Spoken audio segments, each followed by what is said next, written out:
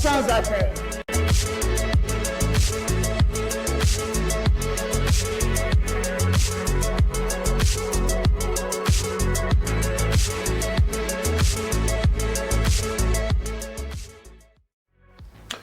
C'était Yaoundé, mesdames, messieurs, c'est un plaisir de vous retrouver une fois de plus pour une autre saga internationale sur Info TV. Mais avec ce soir, un arrêt majeur sur une actualité, l'actualité judiciaire au Cameroun. C'est une actualité qui met en avant des hauts fonctionnaires au commis de l'État qui ont de façon assez spectaculaire, on va le dire, retrouvé la liberté, leur liberté d'aller et venir. On va évoquer cette actualité-là en tout début de cette édition de World Actu, puisque c'est la grosse actualité judiciaire au Cameroun. Puis on ira du côté de Libreville où l'on retrouve une situation aussi ubuesque avec cette suspension actée par l'OAC, l'institut, ou alors le ministère de la communication gabonais qui justement suspend les réseaux sociaux de façon indéfinie. On va essayer ensemble de s'interroger sur cette orientation. Qu'est-ce qui aurait provoqué le courroux de cette institution à aller dans un sens à prendre cette décision aussi surprenante? On va s'appesantir sur ces quelques réalités du côté de Libreville et du côté du Gabon. Et de façon globale, on terminera, bien sûr, si le temps nous le permet, avec la Chine et l'Afrique et avec cet allègement de barrières douanières. C'est la grosse actualité, justement, qui a conclu le sommet de l'Union africaine la semaine dernière. Un sommet où, justement, il a été question de renforcer ce partenariat entre la Chine et le continent africain, avec peut-être en réponse à toutes les querelles liées à la Goa, cette grosse actualité et cette grosse annonce chinoise qui allège justement les barrières douanières avec le continent africain. L'Afrique sera-t-elle capable ou alors est-elle en capacité justement de bénéficier de cette potentialité, de capter justement ce potentiel qui est ouvert par la Chine? On en parle ce soir sur ce plateau de World Actu. Vous l'aurez compris, le menu est dense et assez riche pour que vous ne quittiez pas devant vos petits écrans durant ces presque 1h52 de direct sur Info TV. Une fois que je l'ai dit, je prends la transition et je vous reviens tout de suite après.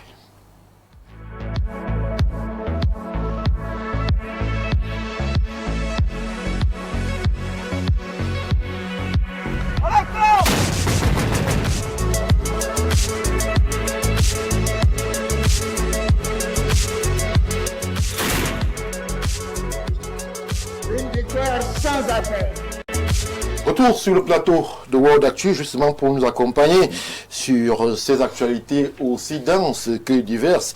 Ils sont 4 appelés à réagir justement aux questions et analyses qui seront posées. Je commence par vous, Jean-Moïse Mbok. Vous êtes à ma gauche profonde. Vous êtes un habitué de ce plateau de World Actu. 4 ans pratiquement déjà que l'aventure continue.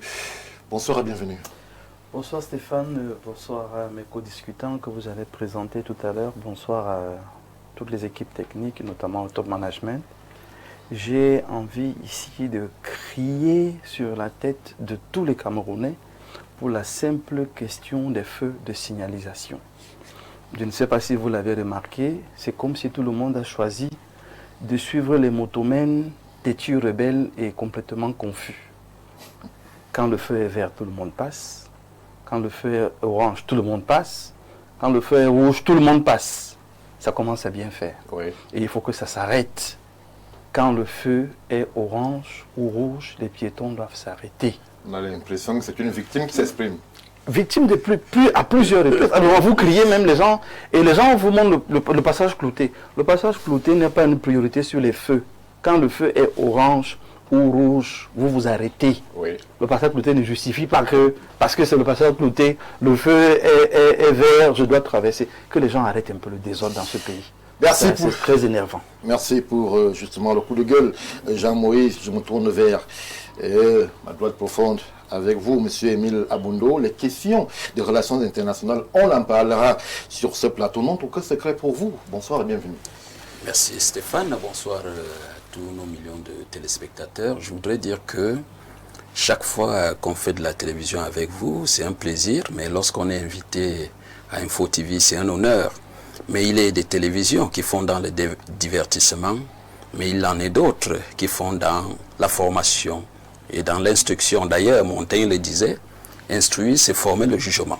Et de ce point de vue, lorsque nous venons à World Actu, c'est non seulement pour former le jugement, pour façonner les points de vue et pour éclairer le landerneau des téléspectateurs qui nous regardent à l'instant. Et à cet instant, on voudrait fort opportunément féliciter non seulement le top management d'Info TV, mais aussi vous-même qui animez cette émission, qui fait parler d'elle un peu partout et qui a tendance à être copiée par d'autres télévisions. Mais il faut vous le confirmer, vous avez la copie conforme, mais surtout l'original, en ceci que chaque fois que 17h apparaît à Yaoundé, le monde entier focus sur Info TV. Merci et bonsoir à vous. Merci. On va essayer de nous rapprocher du côté de l'OAPI pour justement labelliser ce qui est fait ici par Info TV en parfaite symbiose avec le top management de cette maison. Monsieur Philemon Awono, vous êtes sur ce plateau, vous êtes auteur, vous êtes économiste, vous êtes sur World Actu. Bonsoir, bienvenue. Bonsoir, chers frères, et une fois de plus, merci de me donner l'opportunité de rendre visite à votre plateau. J'étais déjà avec vous il y a peu de jours, ça a été une très belle expérience. Oui. Je la renouvelle aujourd'hui, j'espère que les choses n'iront que de mieux en mieux.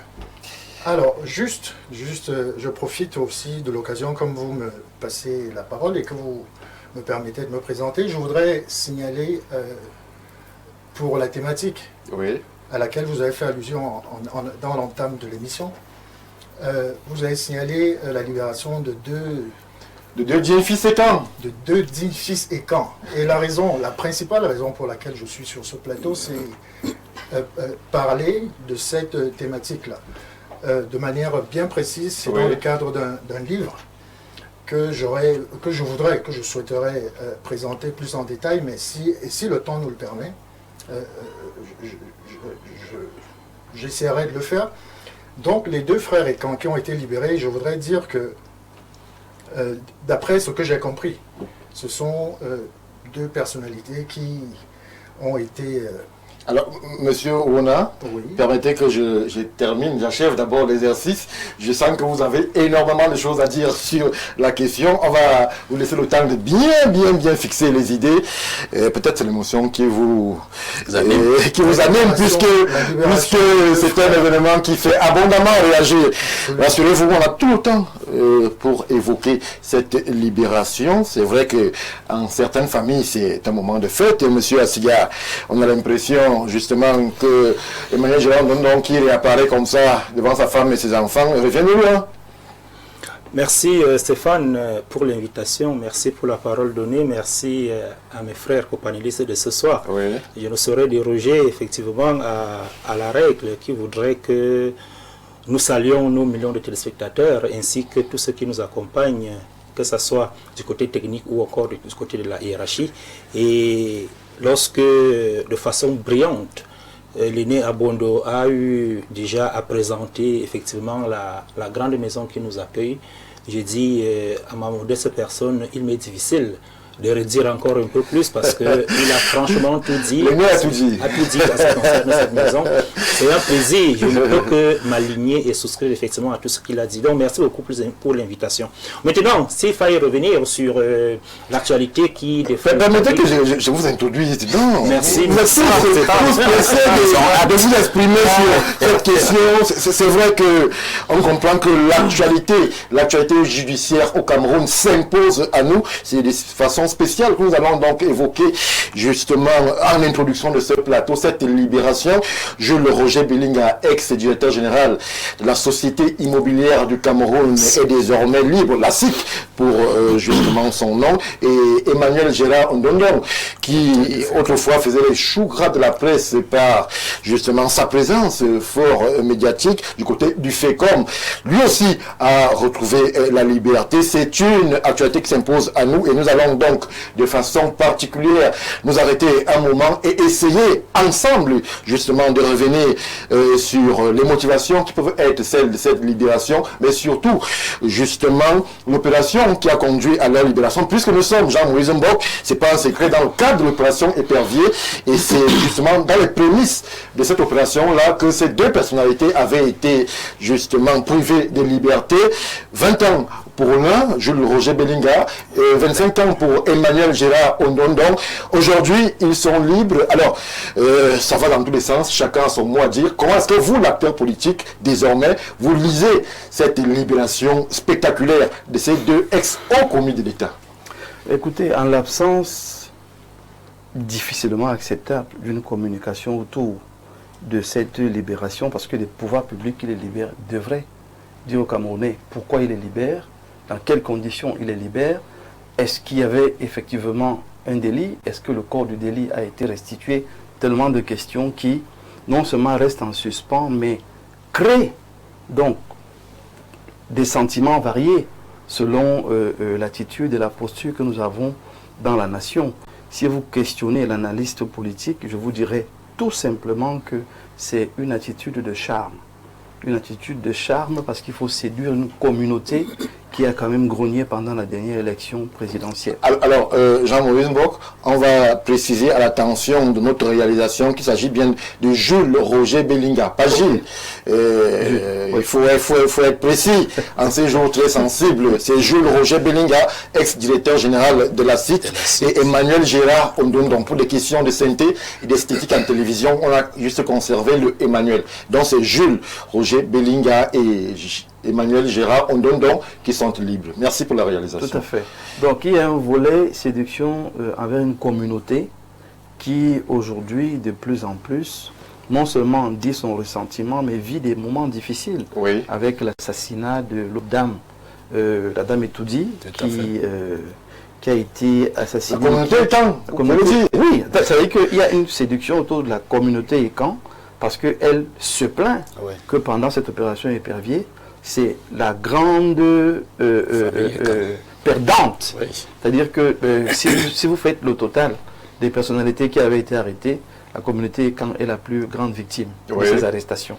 Est-ce que la République, on peut s'appesantir sur de pareils syllogismes, Jean-Maurice Mbok, communauté ECAM, mais on est là dans une affaire d'État qui nécessite que l'on puisse départir des considérations tribales, Jean-Maurice Mbok. L'idéal, vous êtes dans un monde idéal.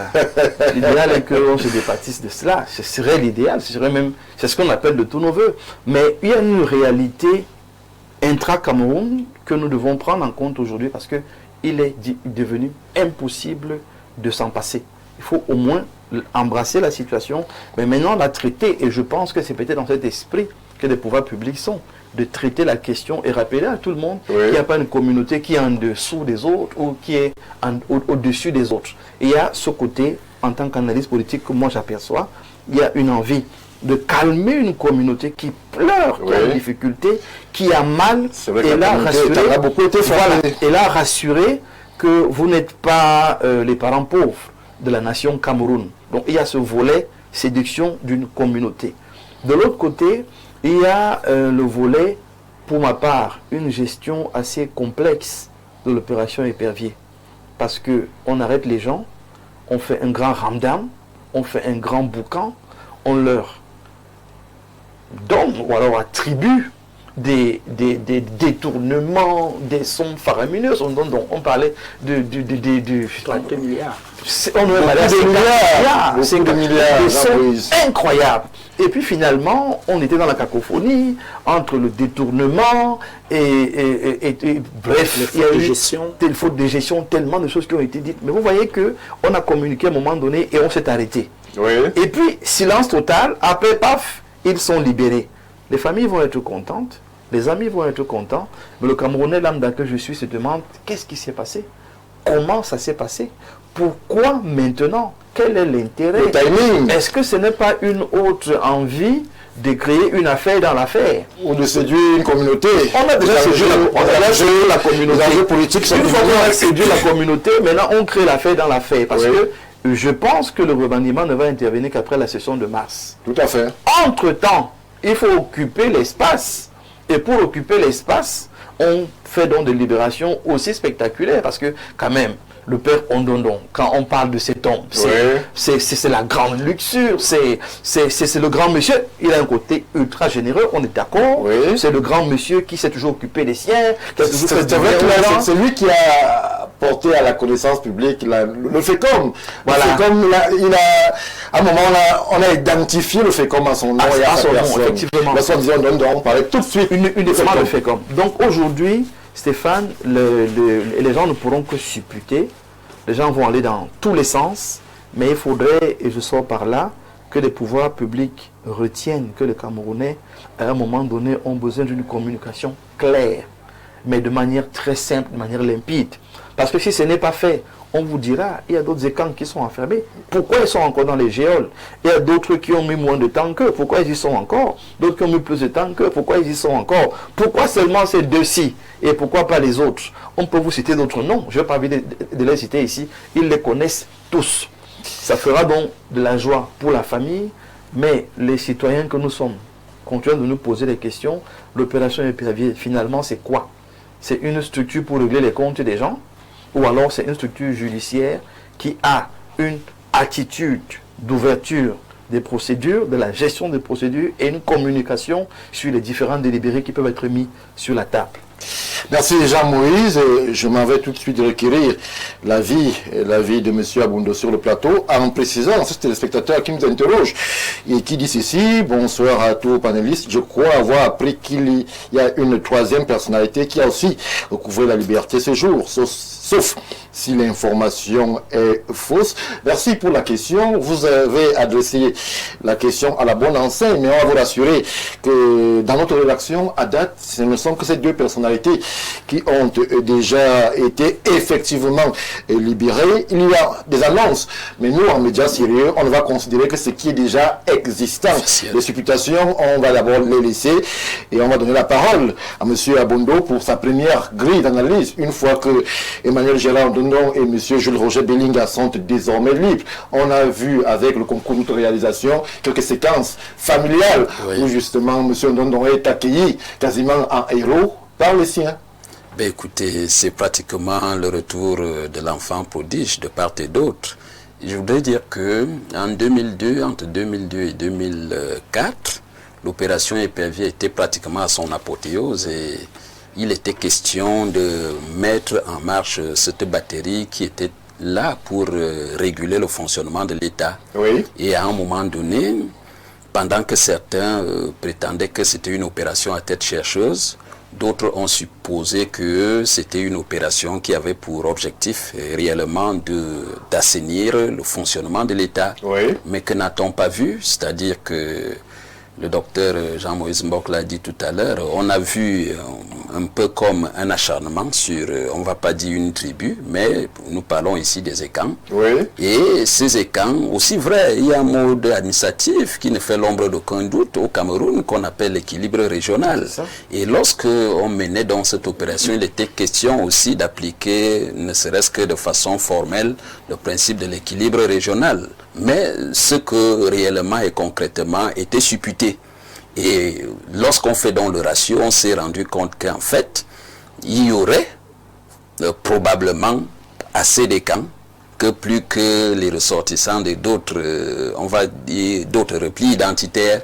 Alors la question est simple. Peut-on être dans la rivière et se laver les mains avec les crachats? C'est-à-dire quoi? C'est-à-dire que peut-on avoir un écran au sommet et penser que ce ne sont que les écans qui seront majoritairement embastillés? Loin de corroborer à l'opération de séduction, moi je voudrais dire que il y a une participation non seulement à redorer le blason de l'actualité, mais aussi à créer ce que vous appelez fondamentalement en communication le buzz autour de certaines personnalités, parce que dites-vous que lorsque vous avez fait 20 ans en prison, vous reconnaîtrez qui chez vous? Vous voyez, voilà des vies pratiquement qui auraient été brisées, mais qui à un moment donné ont décidé de refaire surface avec ces vies. Bon, ce qui peut prêter à confusion, c'est que la communication est relativement mièvre à ce sujet, c'est d'autant plus que on ne nous communique pas les motifs, on ne nous dit pas si le casier judiciaire a été vidé, si les intéressés ont purgé leurs sanctions et si le corps du délit a été remis. Et bon, ce qu'on nous brandit, c'est la libération. Est-ce l'amnistie? Est-ce... Alors le Camerounais lambda, qui fait confiance à ces institutions, attend encore d'amples informations pour davantage justifier pourquoi les uns et les autres sont dehors. Mais il faut déjà être chorus, faire chorus avec les familles des intéressés pour se dire que lorsque un des vôtres est parti, ça fait 20 ans pour l'un, 25 ans pour l'autre, et qu'il revient en vie, parce que là-bas, beaucoup perdent de leur vie. Oui. Et lorsqu'il revient en vie... On l'a quand même vu assez amoché, voilà, M. Bellingham. Voilà, donc il revient en vie, il a la capacité de sourire, vous voyez, c'est-à-dire il retrouve le sourire après avoir été abattu sur le plan structurel, sur le plan émotionnel, sur le plan psychologique et autres.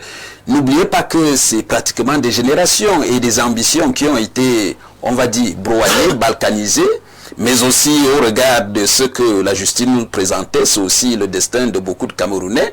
S'il est avéré que, en fait, ce pourquoi ils ont été incarcérés est vrai, donc le fonctionnement aussi du Cameroun a pris un sacré coup.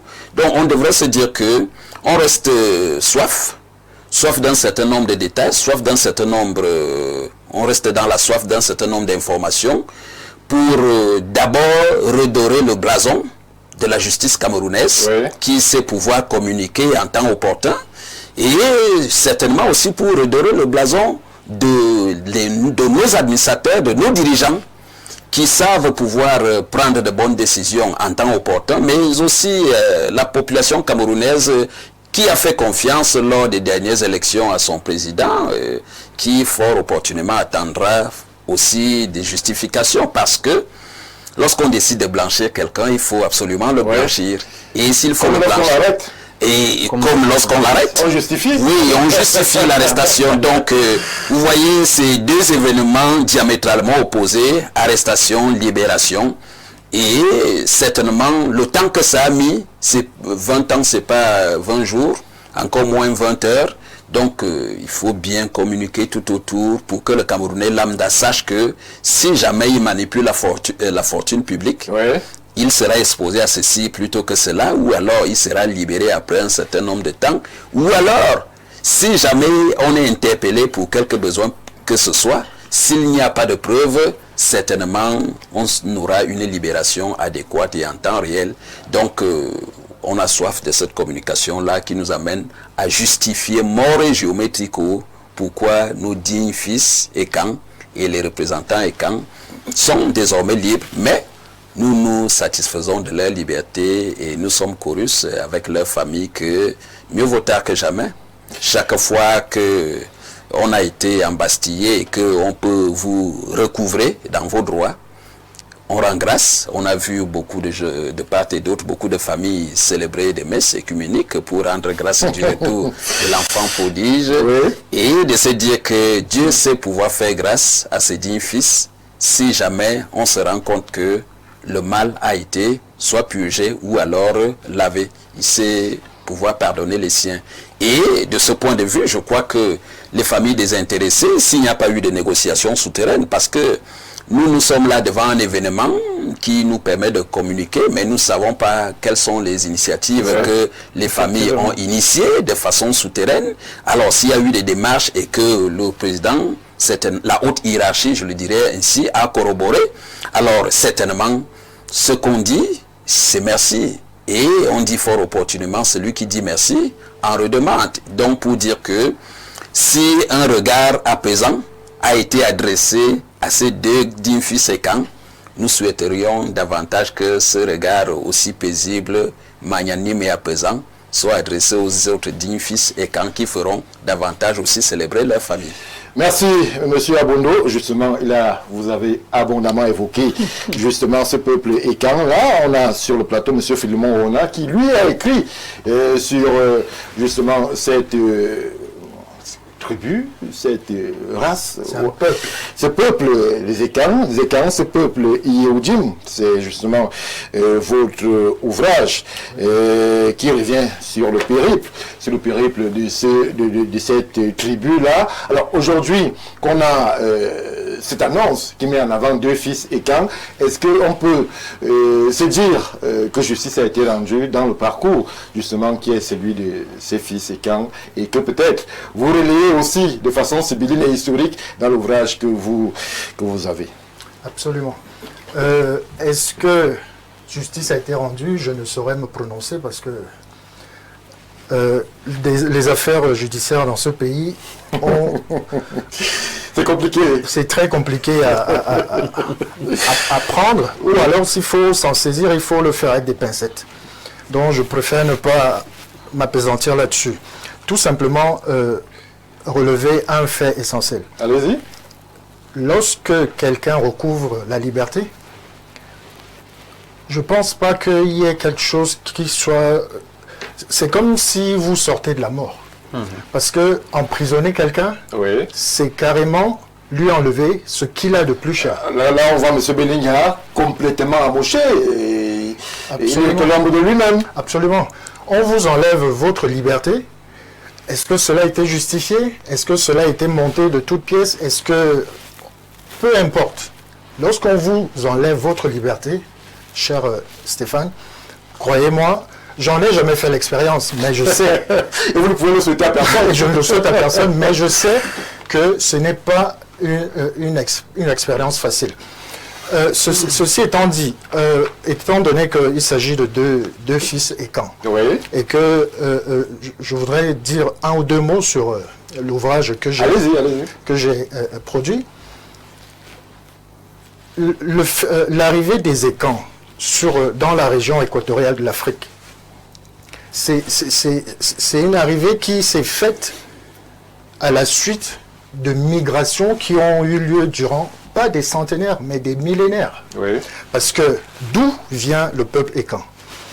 Le peuple Ekan, un groupe auquel appartiennent les deux. Monsieur Ndondora a d'ailleurs été un grand financier de ces rassemblements Ekan en son temps Absolument. de splendeur. C'est un peuple qui a fait de la Mésopotamie, Oui. l'Irak actuel, en passant par la terre de Judée, Israël actuel, l'Égypte, le sud de l'Égypte, la frontière avec ce qu'on appelait à l'époque la Nubie, le Soudan actuel, ont pris la direction par les routes commerciales, les routes caravanières, parce qu'à l'époque c'était par des caravanes qu'on se déplaçait, ont pris la direction de la région qu'on appelle actuellement le Bornou. Ça c'est non loin de la frontière Nord-Cameroun, Nigeria, sont allés jusqu'à la côte Oui.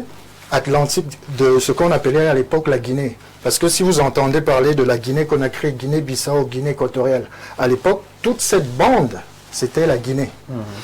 Donc, ils se retrouvent là-bas.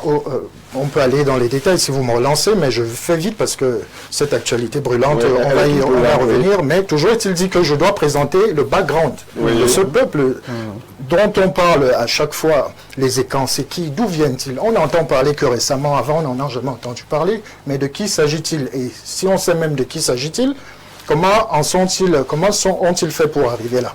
Donc là, je viens de décrire de manière brossée. Pourquoi on aille de façon séquencée, à chaque fois on essaiera de vous relancer justement sur ce parcours, pour qu'on ne perde pas le fil avec les téléspectateurs qui justement eux aussi veulent dire un mot. Monsieur Asiga, je me tourne vers vous. Alors, lorsqu'on sort des contraintes inhérentes à l'histoire même justement de ces Ekans, puisque Ndondon et M. Bellinga ne se cachaient pas d'avoir ce vernis, aujourd'hui on est face à une justice camerounaise qui veut s'exprimer et qui s'est exprimée en libérant ces deux acteurs. Mais la question en filigrane c'est what next? Que deviennent justement les faits allégués ici, pour ne pas parler dans le vide ou dans l'air, que deviennent les milliards qui ont été allégués et qui ont été justement distraits selon les formules, puisque les deux individus ont plaidé coupables et ont purgé leur peine. Oui, Stéphane, il faut d'abord dire que la justice camerounaise a eu dans un premier temps a condamné pour le cas de M. Gérard Ondondong de 50 ans. 50 ans de prison, après appel, il y a eu des réductions de peine. Et c'est suite à ces réductions de peine, je crois que pour le cas de Dondong, on parlait de ces 30 ans apparemment, c'est-à-dire qu'il y a eu une réduction. Et pour le cas de Jules Belinga, au départ c'était 35 ans, et après appel, il y a eu réduction de 20 ans apparemment. Donc il avait 20 ans. Donc pour son cas, je pense bien qu'il a, nous sommes en 2026, il a purgé correctement sa peine.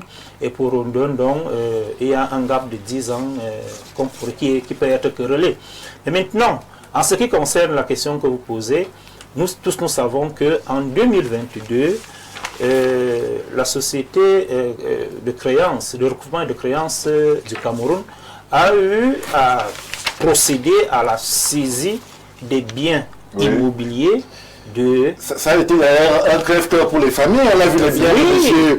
Emmanuel Gérard Ondondong vendus et vendus aux enchères. Bien entendu. Donc, pour répondre à votre question, en ce qui concerne M. Ondondong, je crois que l'État du Cameroun a eu, je ne sais pas si l'État du Cameroun a eu à parvenir à recouvrer effectivement les fonds querellés suite à cette condamnation, ou alors c'était en moins ou en deçà, je ne saurais le dire. Mais nous savons qu'en ce qui concerne ces fonds querellés, il y a eu une saisie des biens immobiliers des personnes se sont aussi attardées sur la nature des biens. On a vu des fauteuils de luxe, Jean-Maurice Mbong, mais est-ce que ces fauteuils-là sont en capacité justement de restituer les milliards qu'on nous a présentés? Nous ne saurons le dire ici, mais je voulais tout simplement dire à l'endroit des spectateurs que cette action a été menée par l'État du Cameroun en vue de recouvrer les fonds pour le compte des caisses de l'État. Mais maintenant, what next, comme vous avez posé comme question, on peut se demander, bon, aujourd'hui, déjà, comme mes compagnons l'ont dit tout à l'heure, il y a un gap de 10 ans. On ne nous explique pas, est-ce que Emmanuel Gérard Ondondong a eu à bénéficier d'une grâce présidentielle qui a fini par l'absoudre de ces 10 ans, ou alors il y a eu, on ne saurait le dire, donc il y a quelque chose qui est flou à l'intérieur. Si la condamnation a été purgée, ça veut dire que peut-être la justice est rentrée dans son pouvoir. Pour les informations à notre niveau, le cas de Jules Belinga, dont la condamnation était de 20 ans, on peut dire que de 2006 à 2026, ça fait pratiquement 20 ans. Ça a vidé le contentieux. Ça a vidé le contentieux pour son cas. Mais pour le cas de Gérard Ondondong, je ne pense pas qu'il ait eu vraiment à vider son contentieux. Et c'est là où on peut se poser quand même un certain nombre de questions. Qu'est-ce qui s'est passé? Est-ce qu'il y a eu des arrangements? Quels arrangements, même d'ailleurs, que nous tous nous souhaitons, mais il marque tout simplement qu'il n'y a pas eu de communication. Parce qu'en réalité, au demeurant, quand on va bien se regarder droit dans les yeux et nous poser les questions, est-ce que l'opération Épervier a porté des fruits escomptés dans le contexte camerounais dont l'opération avait pour objectif de diminuer de façon drastique les détournements de fonds, la corruption et tout le reste? Est-ce qu'aujourd'hui on peut se regarder droit dans les yeux et dire que cette opération, plus de 20 ans plus tard, est-ce que vraiment cette opération-là a porté des fruits? La réponse est non. La réponse est non. Oui, bien sûr, j'ai ma réponse, parce que je suis camerounais et nous vivons cela au quotidien. On peut tout simplement penser que peut-être ce n'est plus les détournements à ciel ouvert, ça a changé certainement de forme et de formule, et c'est peut-être la raison pour laquelle l'opération Épervier, depuis un certain temps, cet Épervier n'arrive même plus à saisir ces poussins, d'autant plus que les poussins ont changé de forme au fur et à mesure. Mais est-ce qu'au fond, on peut dire qu'il y a amélioration de ce côté? Moi, je pense que non. Donc, c'est la raison pour laquelle on peut se dire, la méthode a été présentée par le président Biya, celle qui voudrait que sanctionner avec la dernière énergie les voleurs à col blanc, comme il les avait appelés. Est-ce que cela a apporté des fruits? Même si nous allions du côté de la guillotine, si c'était une mesure que le président Biya proposait pour tous ceux qui ont été coupables de la fortune publique, est-ce que cela va toujours apporter des solutions? Je pense que la libération de ces derniers aujourd'hui devrait donc nous interpeller dans ce sens-là et réfléchir par rapport à ceux qui sont encore à l'intérieur. Donc le corps du délit, on ne connaît même pas si c'est monté, c'est descendu. Je dis encore que pour le cas d'Emmanuel Gérard Ndondon, on a quand même vu présenter, exposer au moins ces biens immobiliers et on s'est dit peut-être que ces biens immobiliers ont donné une valeur de 10 milliards et que ça a été remboursé, on n'en sait pas. Mais il y a d'autres cas dont on ne connaît même pas si le corps du délit est monté, si c'est descendu, on ne sait pas si l'État du Cameroun finira un jour par recouvrer le corps du délit en ce qui concerne ces derniers qui sont encore en prison. Le fait qu'ils soient en prison, qu'ils nous remplissent même la prison, cela nous avantage en quoi? Cela nous apporte quoi? Je crois que l'objectif ici, c'est que ces derniers ont eu à commettre des actes répréhensibles en l'endroit de l'État du Cameroun, où ils ont pollué les caisses de l'État du Cameroun. À partir de cet instant, il faut trouver des mécanismes visant ainsi à renflouer ces caisses de l'État du Cameroun. Je vous prenais hier sur le plateau ici, le cas du ministre de la fonction publique, lorsqu'il présente à chaque fois des fonctionnaires fictifs qui pendant longtemps ont passé le temps à émarger au compte de l'État du Cameroun. Et lorsqu'on a fini de purger effectivement ce fichier solde de l'État, on se rend compte qu'on a un gap de milliards que l'État récupère. Et il nous donne les montants. On est quand même sûr et certain que ces montants-là rentrent dans les caisses de l'État. Oui. Et l'État, on peut se dire que même si le panier de la ménagère ne ressent pas qu'il y a eu récupération de ces fonds, parce que c'est aussi ça. Il faut un corollaire qui permet ici que lorsque les fonds ont été récupérés, les fonds qui ont été distraits ont été récupérés, que le dernier Camerounais ressente cela dans son vécu. Il ne faudrait pas que ça soit une distraction de fonds dans une autre distraction de fonds. Donc, il y a tant de choses qu'il faut se dire ici. Les autres ont présenté, bien évidemment, le fait que pourquoi c'est tout un peuple qui se retrouve aujourd'hui en prison. Oui. On peut aussi se poser la question, pourquoi c'est presque tout un peuple qui occupe aussi certaines positions dans une république. À partir de cet instant-là, les causes ne peuvent produire que...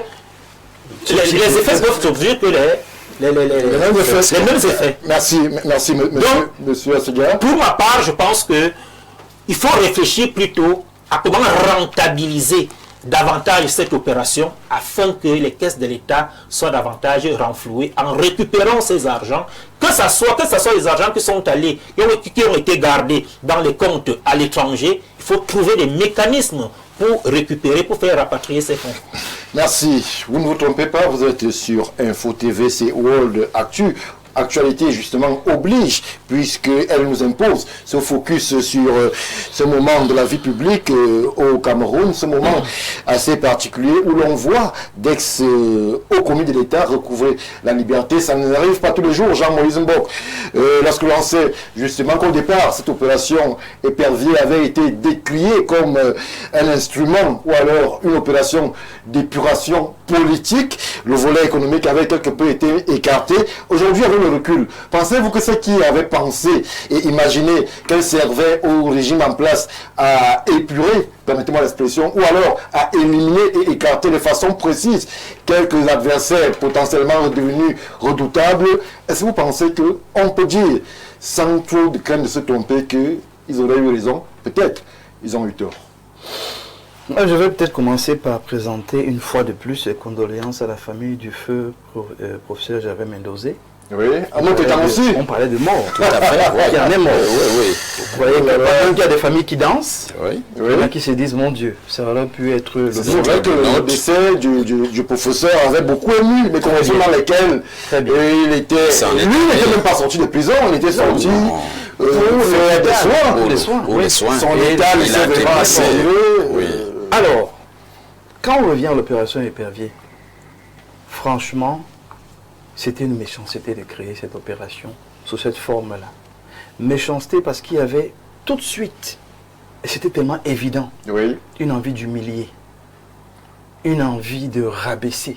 Que fait-on des criminels de la fortune publique? Ceux qui pillent la fortune de ils sont- l'État, on les Ils caresse. sont les seuls criminels. Bon, moi, je pose des questions. Je ne sais pas si ce sont les seuls. La justice s'est prononcée sur les cas d'école. Commençons par le commencement. C'est un serpent qu'on a attrapé par le milieu. Parce que je vous rappelle que ces 2 DG avaient dépassé la durée normale des responsabilités. Oui. Donc on a attrapé le serpent par le milieu. Alors, pourquoi ce n'est que... Cela eux? suffit. Non, mais c'est un début. C'est-à-dire que si on veut aller dans le droit qu'on s'est donné nous-mêmes, on l'applique à tout le monde. C'est clair. Et c'est le problème du Cameroun. C'est qu'on estime qu'il y en a qui vont faire 36 ans et c'est normal. Il y en a qui vont faire 15 ans, 20 ans. Et puisqu'ils sont devenus très puissants, entre guillemets, et qu'il faut les éliminer, on doit les éliminer. L'opération Épervier a montré un visage vraiment hideux. Tout sauf la justice. 1, il faut humilier. 2, à tête chercheuse. 3, il fallait... et c'était des personnes précises qui avaient Oui. une certaine force, une certaine puissance.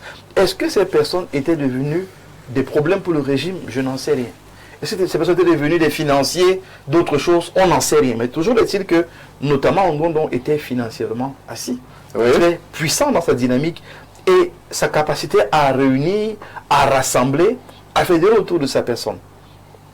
Ça a dû créer un malaise, ça a dû créer un problème.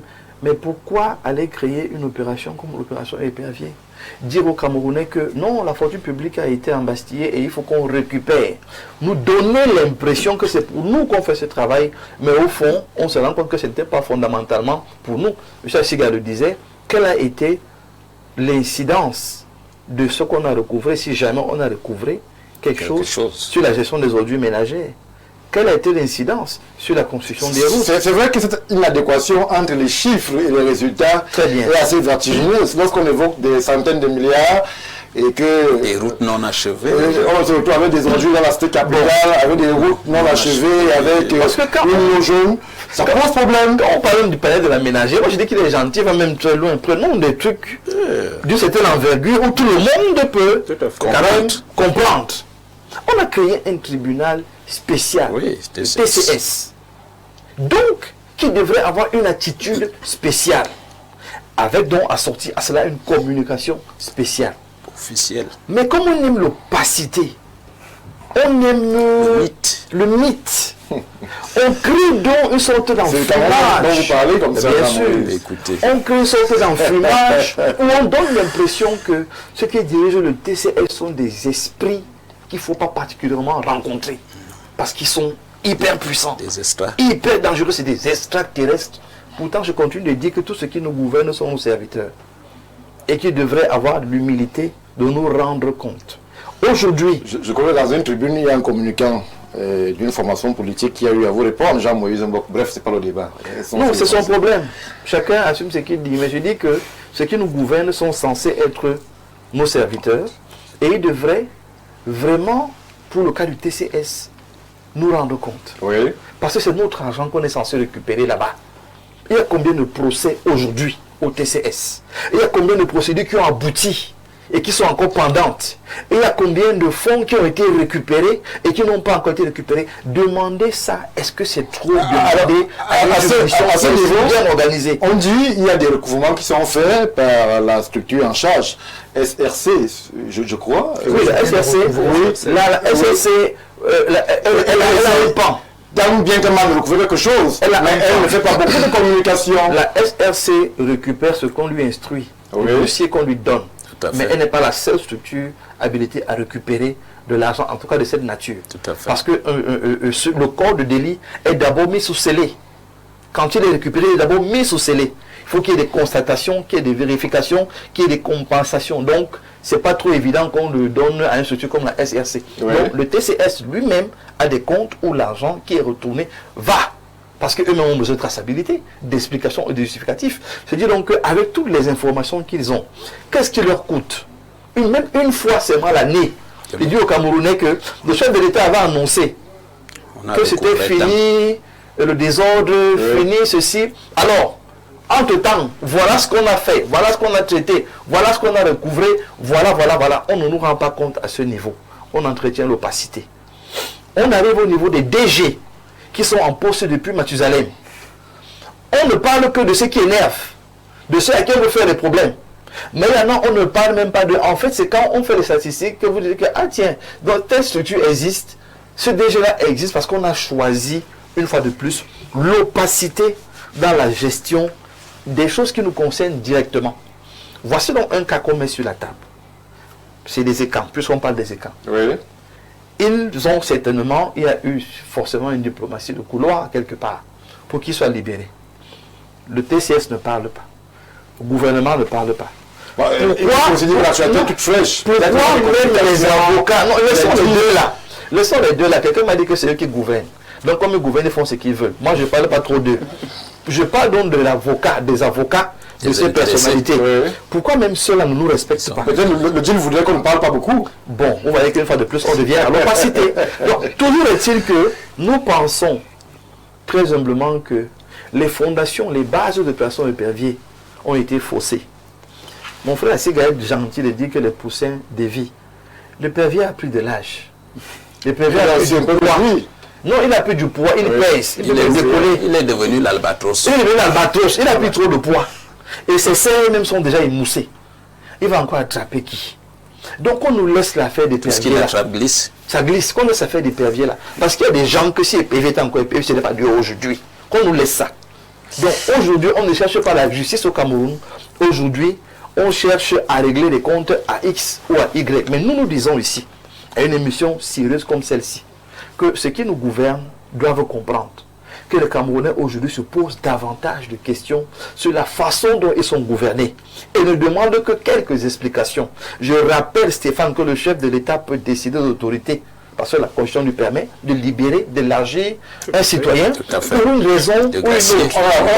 On a supputé une grâce présidentielle. Il a ce droit. Emmanuel Gérard maintenant. Mais la vérité est que s'il le dit, s'il le communique aux Camerounais, ça va apaiser tout le monde. Parce que c'est à sa discrétion. Oui. Mais quand on ne fait pas ce genre de choses, on tombe tout de suite dans la suspicion. Et on se met à se dire, il doit y avoir un deal quelque part qui est compliqué. Et à la fin, au lieu d'apaiser une communauté qui est celle des écrans, il y a d'autres communautés qui sont embastillées. Et elles se mettent à se dire, est-ce que nous sommes finalement oubliés? Est-ce qu'on ne sait pas négocier nos choses? Ou alors, est-ce que ces gens-là ont notre projet qu'on ne comprend pas? La paix que le chef de l'État et ses collaborateurs demandent, la paix qu'on demande à tous les Camerounais de construire, passe aussi par la bonne façon de communiquer pour apaiser les intelligences que nous sommes. Parce que nous voyons ces choses, nous observons ces choses, et nous nous posons quand même des questions. Que le Cameroun achète à l'heure, va où? Puisque aujourd'hui, on a encore des DG qui ont dépassé les 9 ans. On va dire quoi demain si on va découvrir une faute de gestion? Comment est-ce qu'on contrôle la gestion d'une entreprise publique? Comment? À quelle fréquence? À quel rythme? Pourquoi on veut nous dire que monsieur Ndono a passé une quinzaine d'années pour qu'on dise que c'est après 15 ans qu'on a découvert qu'il y avait des fautes de gestion. On n'apprend pas de ce qui s'est passé par le passé. J'espère qu'on apprend. J'espère qu'on comprend et qu'aujourd'hui, on va commettre les mêmes erreurs. Merci Jean Weisenbrock. C'est vrai que vous avez mis en avant un aspect qui, d'une façon ou d'une autre, puisque nous sommes au Cameroun, va revenir au devant de la scène. Alors, Monsieur Philemon Ouna, je me tourne vers vous. C'est vous, le spécialiste, l'historien de ces choses-là, pour que la polémique cesse et que peut-être on puisse justement y voir plus clair. Est-ce que le livre dont vous êtes auteur définit qui est réellement Ekan? Absolument. Parce que les communautés se poser la question. Finalement, on voit les gens se lever à gauche, à droite. Qui est Ekan? Dites-nous pour qu'on sache véritablement qui a doit se plaindre. Ah oui. En fait, et qui fait même partie de ce peuple. Moi, j'allais poser la question. Merci Stéphane. Sommes-nous des écrans ici sur le plateau? Allez-y. Merci pour la question, cher Stéphane. La question vaut son pesant d'or. Parce que j'avais une discussion, je crois, il y a moins d'une semaine avec un ami sur ce plateau qui m'a aidé à poser la question. Les écans. Ce n'est que récemment qu'on en entend parler. D'où viennent-ils? Qui sont-ils? Oui. Question fondamentale. Qui est Ekan? Qui est écan? Les écans. Déjà, le mot écan, pour ceux qui sont écans, savent que ça veut dire louange, marquant. Je loue. Donc les écans, c'est un peuple de louanges, un peuple spécial. C'est pour ça que j'ai pris la peine... Un peuple de laudateurs. Attention, laudateur peut être très mal interprété. Bien sûr. Vous avez dit Les louange. griots. Oui, Vous avez dit louange. puis ça devient... Vous Ça avez n'a dit- rien à voir vous avec avez du dit- griotisme. Vous avez dit louange, moi j'ai dit laudateur. Dans le Permettez à sens... monsieur Roland de nous amener là où il veut nous amener. Absolument. Donc, à ne pas confondre avec griotisme. Oui, Nous, c'est un peuple de seigneurs. oui. Ce peuple de seigneurs a une histoire. Et c'est dans son histoire qu'on retrouve ses caractéristiques. Alors, lorsque vous écoutez des tribus ou alors des communautés se lever au Cameroun concernant de façon spécifique l'opération Épervier et dire que peut-être la tribu Ekan a été injustement frappée ou alors paye un lourd tribut, est-ce que vous pouvez de façon spécifique nous dire à partir des aires géographiques au Cameroun et peut-être des régions où est-ce que se situent les Ekans pour que on estompe un peu la polémique? Très bonne question. Dans l'entame de cette émission, M. Abondo a parlé d'équilibre régional Oui, lorsqu'il s'agit de gérer le Cameroun. Ça fait partie c'est un facteur important dans la gouvernance de ce pays. tout à fait. Depuis l'origine, depuis le premier président. Et le président le rappelle d'ailleurs. Le deuxième président, celui qui a succédé à Idjo, a pris ce relais-là et il applique de manière méthodique à chaque fois qu'il est question de nommer des responsables ici et là. Donc, votre question, qui est et quand? Et où Est-ce qu'on le retrouve où dans on la retrouve ça? cartographie du Cameroun? Très simple. Je commence par donner une statistique. C'est un peu une déformation de la formation que j'ai eue, l'économiste. Je commence par une statistique. Le Cameroun, c'est environ, parce que le dernier recensement remonte à 2005, donc, 30 millions d'habitants. mais de manière, on va dire, une estimation Oui.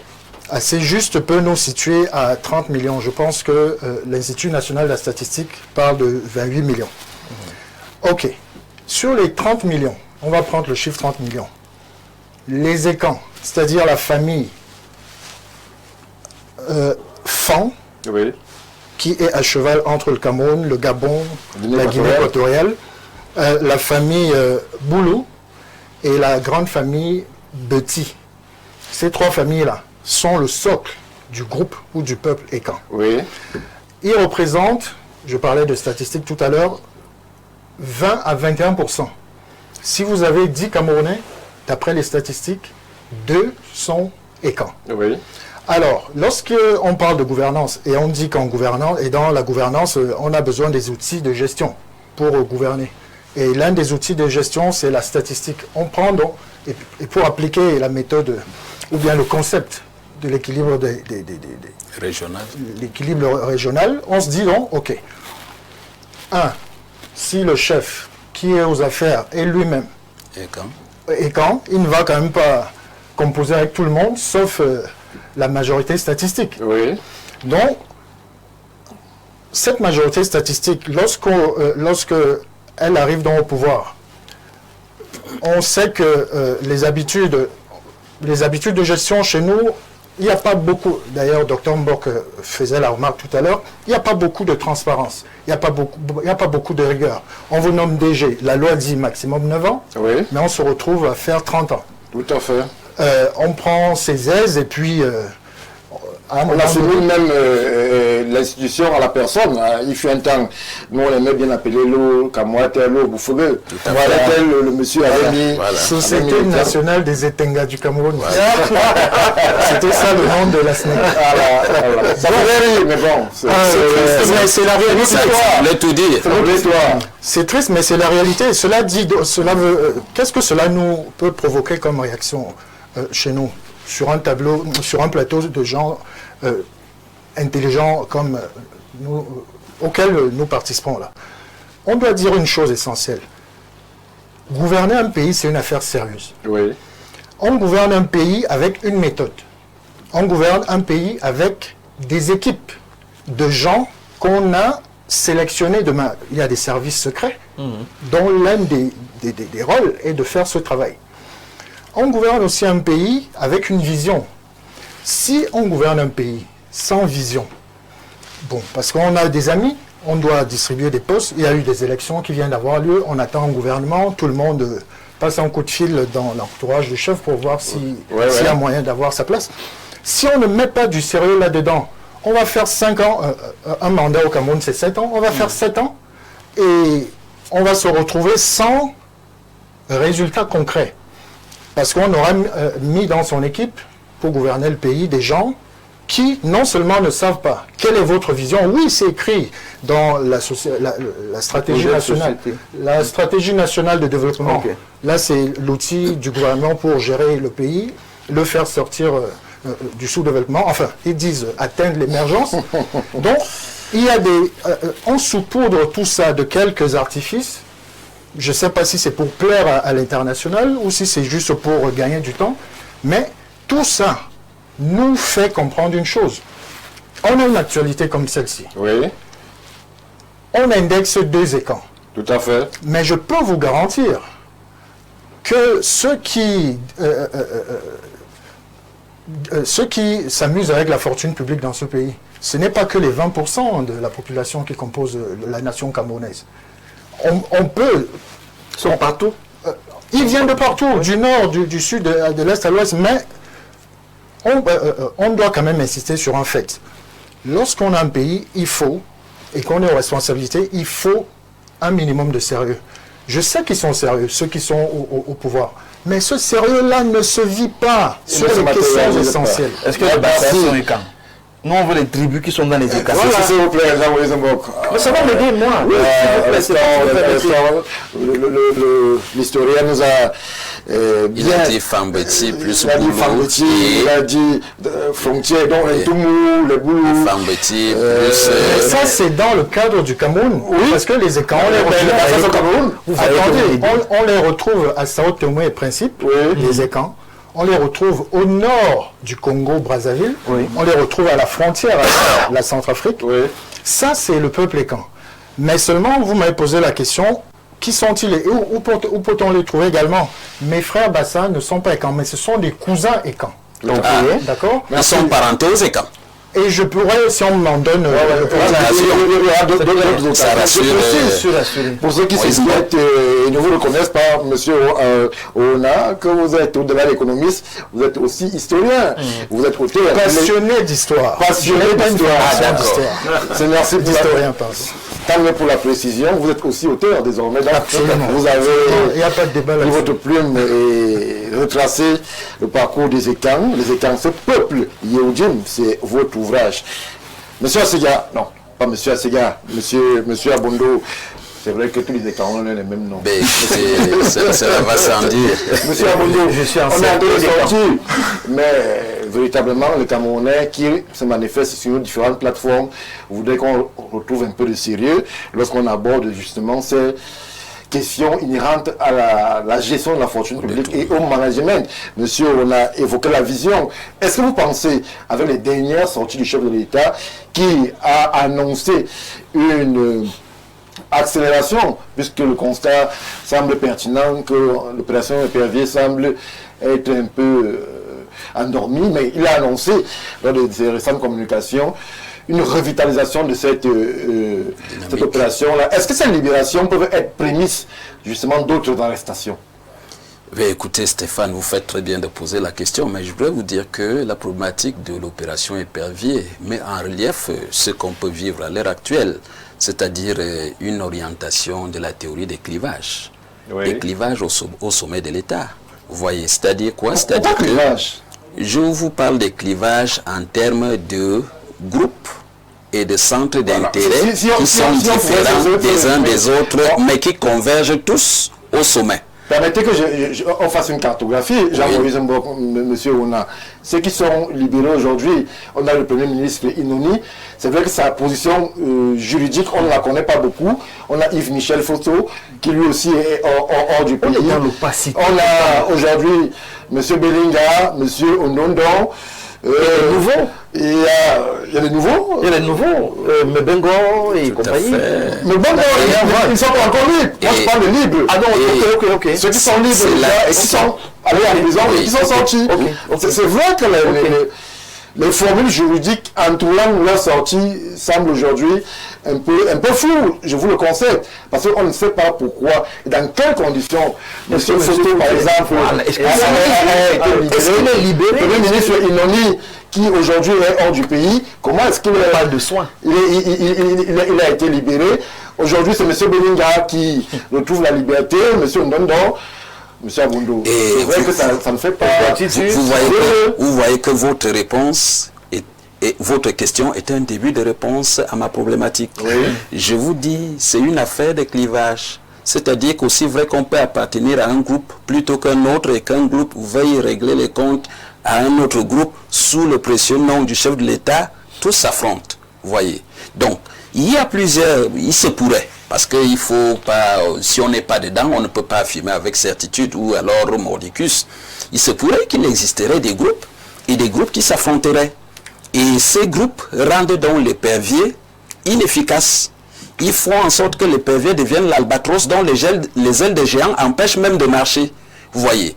À telle enseigne que des affrontements se mêlent autour de l'épervier lui-même et l'épervier se retrouve dans le tourbillon au point où lui-même pourrait ne rien comprendre.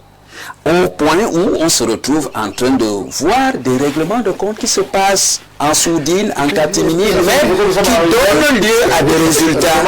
Mais, je vous dis, ça donne lieu à des résultats. Les résultats sont soit des gens qu'on défère, soit des gens qu'on pourrait être en train de libérer.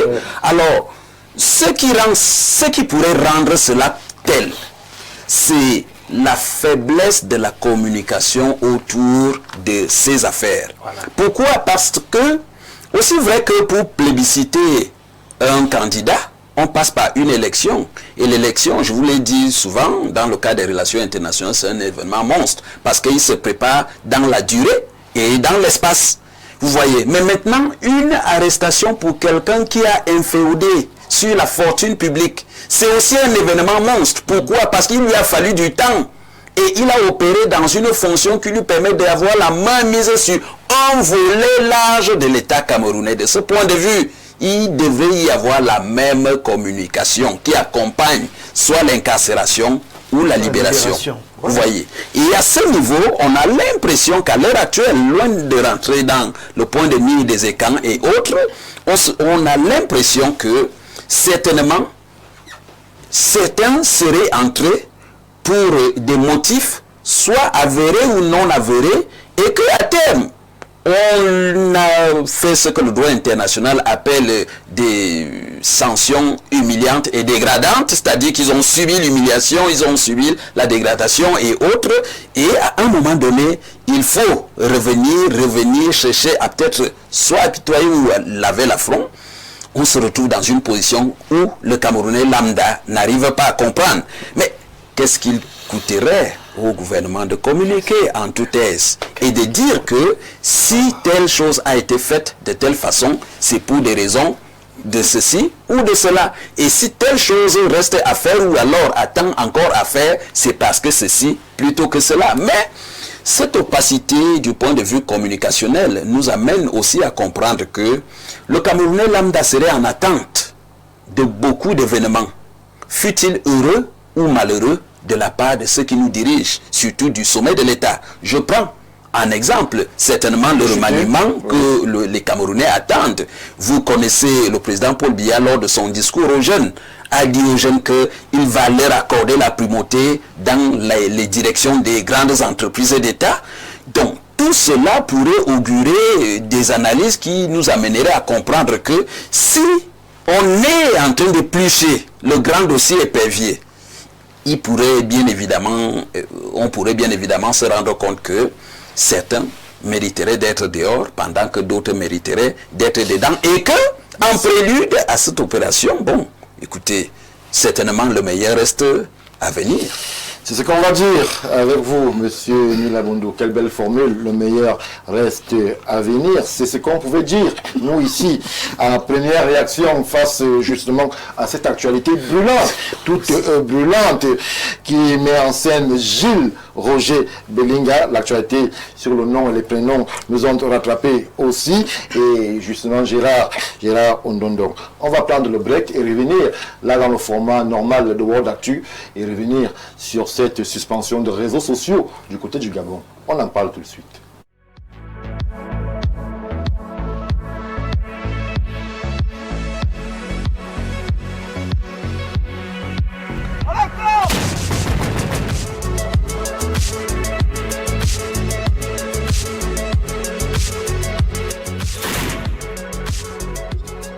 Une victoire sans appel.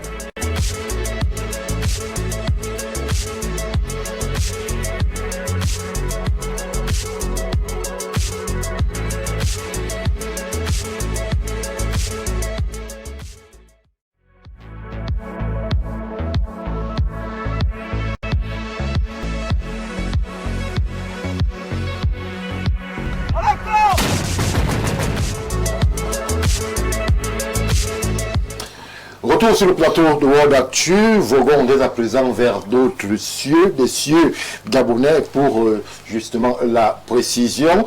L'information fait grand écho, M. Assiga, que le régime du côté du Gabon, le régime du président Oligui aurait décidé la suspension des réseaux sociaux. Les motivations restent floues. On a eu quand même une sortie du HAC, qui est la commission qui gère les médias au Gabon, qui a parlé de beaucoup de manquements. On évoque des diffamations, on évoque des manquements à l'éthique, on évoque des contenus assez clivants et n'honore pas la démocratie. Immoraux. On évoque un nombre de choses, mais est-ce que la question qu'on ne pourrait pas se poser, c'est que là où les réseaux sociaux sont existants ailleurs sur le continent, tout ce qui est mis en scène, ou alors brandi aujourd'hui par le régime gabonais, est-ce que tout cela n'existe pas? N'est-il pas question ici de régulation que de suspension? Bien. Merci Stéphane. Il faut dire une chose. Quand on parle de réseaux sociaux, quand on parle de la technologie, quand on parle de l'évolution numérique, nous aurons toujours le bon côté et le mauvais côté de la chose. Il faudrait que les Africains et les Camerounais comprennent que quand on parle de réseaux sociaux, à côté, nous aurons les bienfaits des réseaux sociaux que nous pouvons d'ailleurs vanter aujourd'hui, qui constituent toute une économie. Aujourd'hui, beaucoup de jeunes aujourd'hui retrouvent effectivement de la valeur à travers les réseaux sociaux qui se font effectivement une économie en plus-value dans les différents pays où ils appartiennent. De l'autre côté, il y a que on n'a même pas besoin de rentrer dans le cas spécifique du Gabon pour nous interroger sur les causes de cette suspension. On sait tous que quand on parle de réseaux sociaux, nous aurons comme dérive l'arnaque, la cybercriminalité, la désinformation et tout ce qui va avec. Alors à partir de cet instant, souvenez-vous que le Cameroun a été victime et a toujours été victime de cette affaire. La dernière en date, c'était à la période post-électorale, avec des informations qui fusaient de partout, où n'importe qui disait n'importe quoi. Ça a toujours existé. Est-ce qu'on est dans le même logiciel au Gabon actuel? Je crois que Oligui a été élu, il entame en majesté et la situation est assez stable. C'est vrai avec il y a un régime qui est en place. Est-ce qu'il y a motif à aller prendre une décision aussi radicale? C'est pourquoi je dis... En termes de liberté d'expression, parce que c'est de ça qu'il s'agit. Quand on parle de désinformation, ce n'est pas toujours lié au processus électoral. Mais maintenant, dans la vie de la nation, lorsque, à un certain moment, un gouvernement se rend compte que la vie de l'intégrité de la nation commence à être attaquée à travers les réseaux sociaux, des mesures pareilles peuvent arriver. Mais nous pourrons donc nous interroger aujourd'hui si ces mesures sont des mesures adéquates par rapport au problème qui est posé. Parce qu'en réalité, ces mesures, nous avons la nette impression que feront plus de mal que de bien. Ah bon? Oui. En suspendant les réseaux sociaux dans un pays, au regard de ce que génère comme économie dans un pays, la suspension des réseaux sociaux dans un pays va causer plus de mal que de bien. C'est vrai que j'aurais dû vous poser la question de savoir que rapportent les réseaux sociaux dans un pays comme le Gabon. Mais justement, beaucoup de métiers sont nés à travers le numérique. Oui. Je parle par exemple ici du freelancing, qui voudrait que un jeune qui fait dans le numérique offre ses services à travers les réseaux sociaux et puisse en bénéficier. Vous n'évoquez pas les influenceurs, les Je n'aime même pas cette expression, parce que ça ne veut absolument rien dire. Ça ne veut absolument rien dire. Influenceur, un influenceur quoi, un influenceur qui? Donc, de son côté, et c'est d'ailleurs, ils trouvent leur gain en étant influenceur, parce que ce qu'il faut dire aujourd'hui, plus vous avez à travers les réseaux sociaux un certain nombre de vues, un certain nombre de likes, un certain nombre de visibilité, ça vous permet de gagner de façon pécuniaire. Donc, ça aide au niveau de l'économie.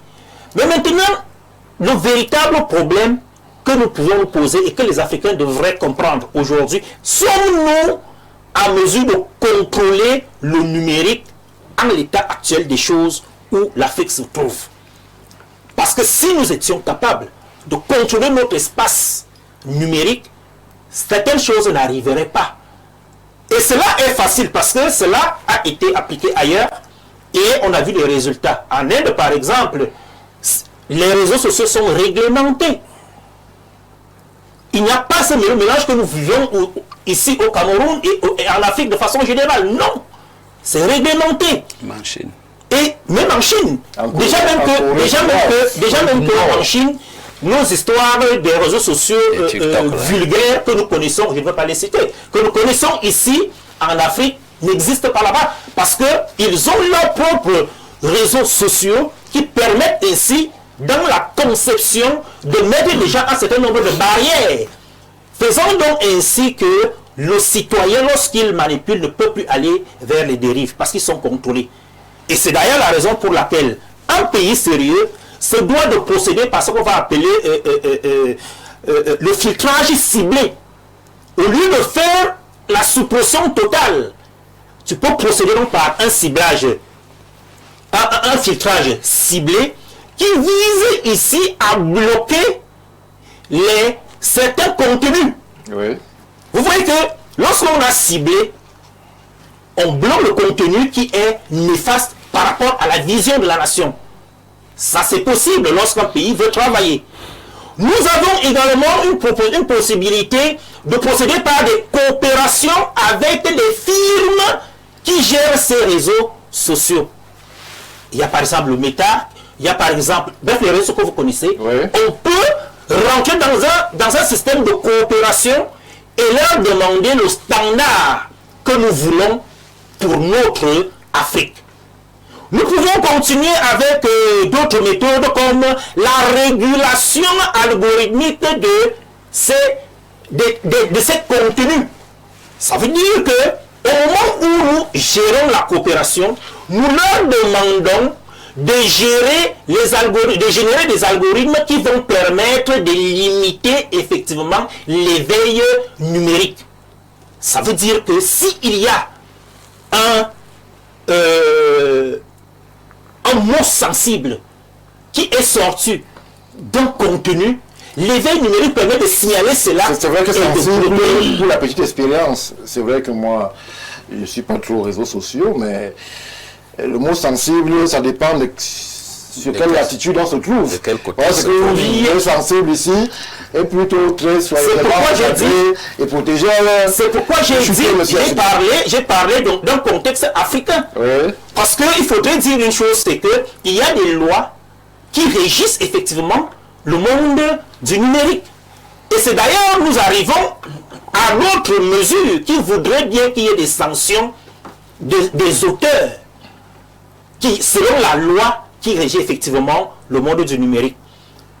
Ça, c'est des solutions faciles que beaucoup de pays, beaucoup de chefs d'État, beaucoup de gouvernants prennent lorsqu'ils sont dans les capacités de gérer. Pour terminer, je vais vous le dire, quand je parle de solutions faciles, vous ne pouvez pas me dire que aujourd'hui vous avez, lorsqu'une femme est enceinte, à peine elle trouve de la difficulté à accoucher, qu'un chirurgien, qu'un médecin est arrivé pour prescrire la césarienne. Ça, c'est des mesures faciles. Or, les sages-femmes ont des techniques permettant ainsi de faire coucher cette dernière par voie basse. C'est la raison pour laquelle, quand on suspend, tout le monde n'est pas dans les réseaux sociaux pour vilipender un pays, pour désinformer, pour arnaquer. Il faut donc faire la part des choses et retirer le bon délivré. Merci.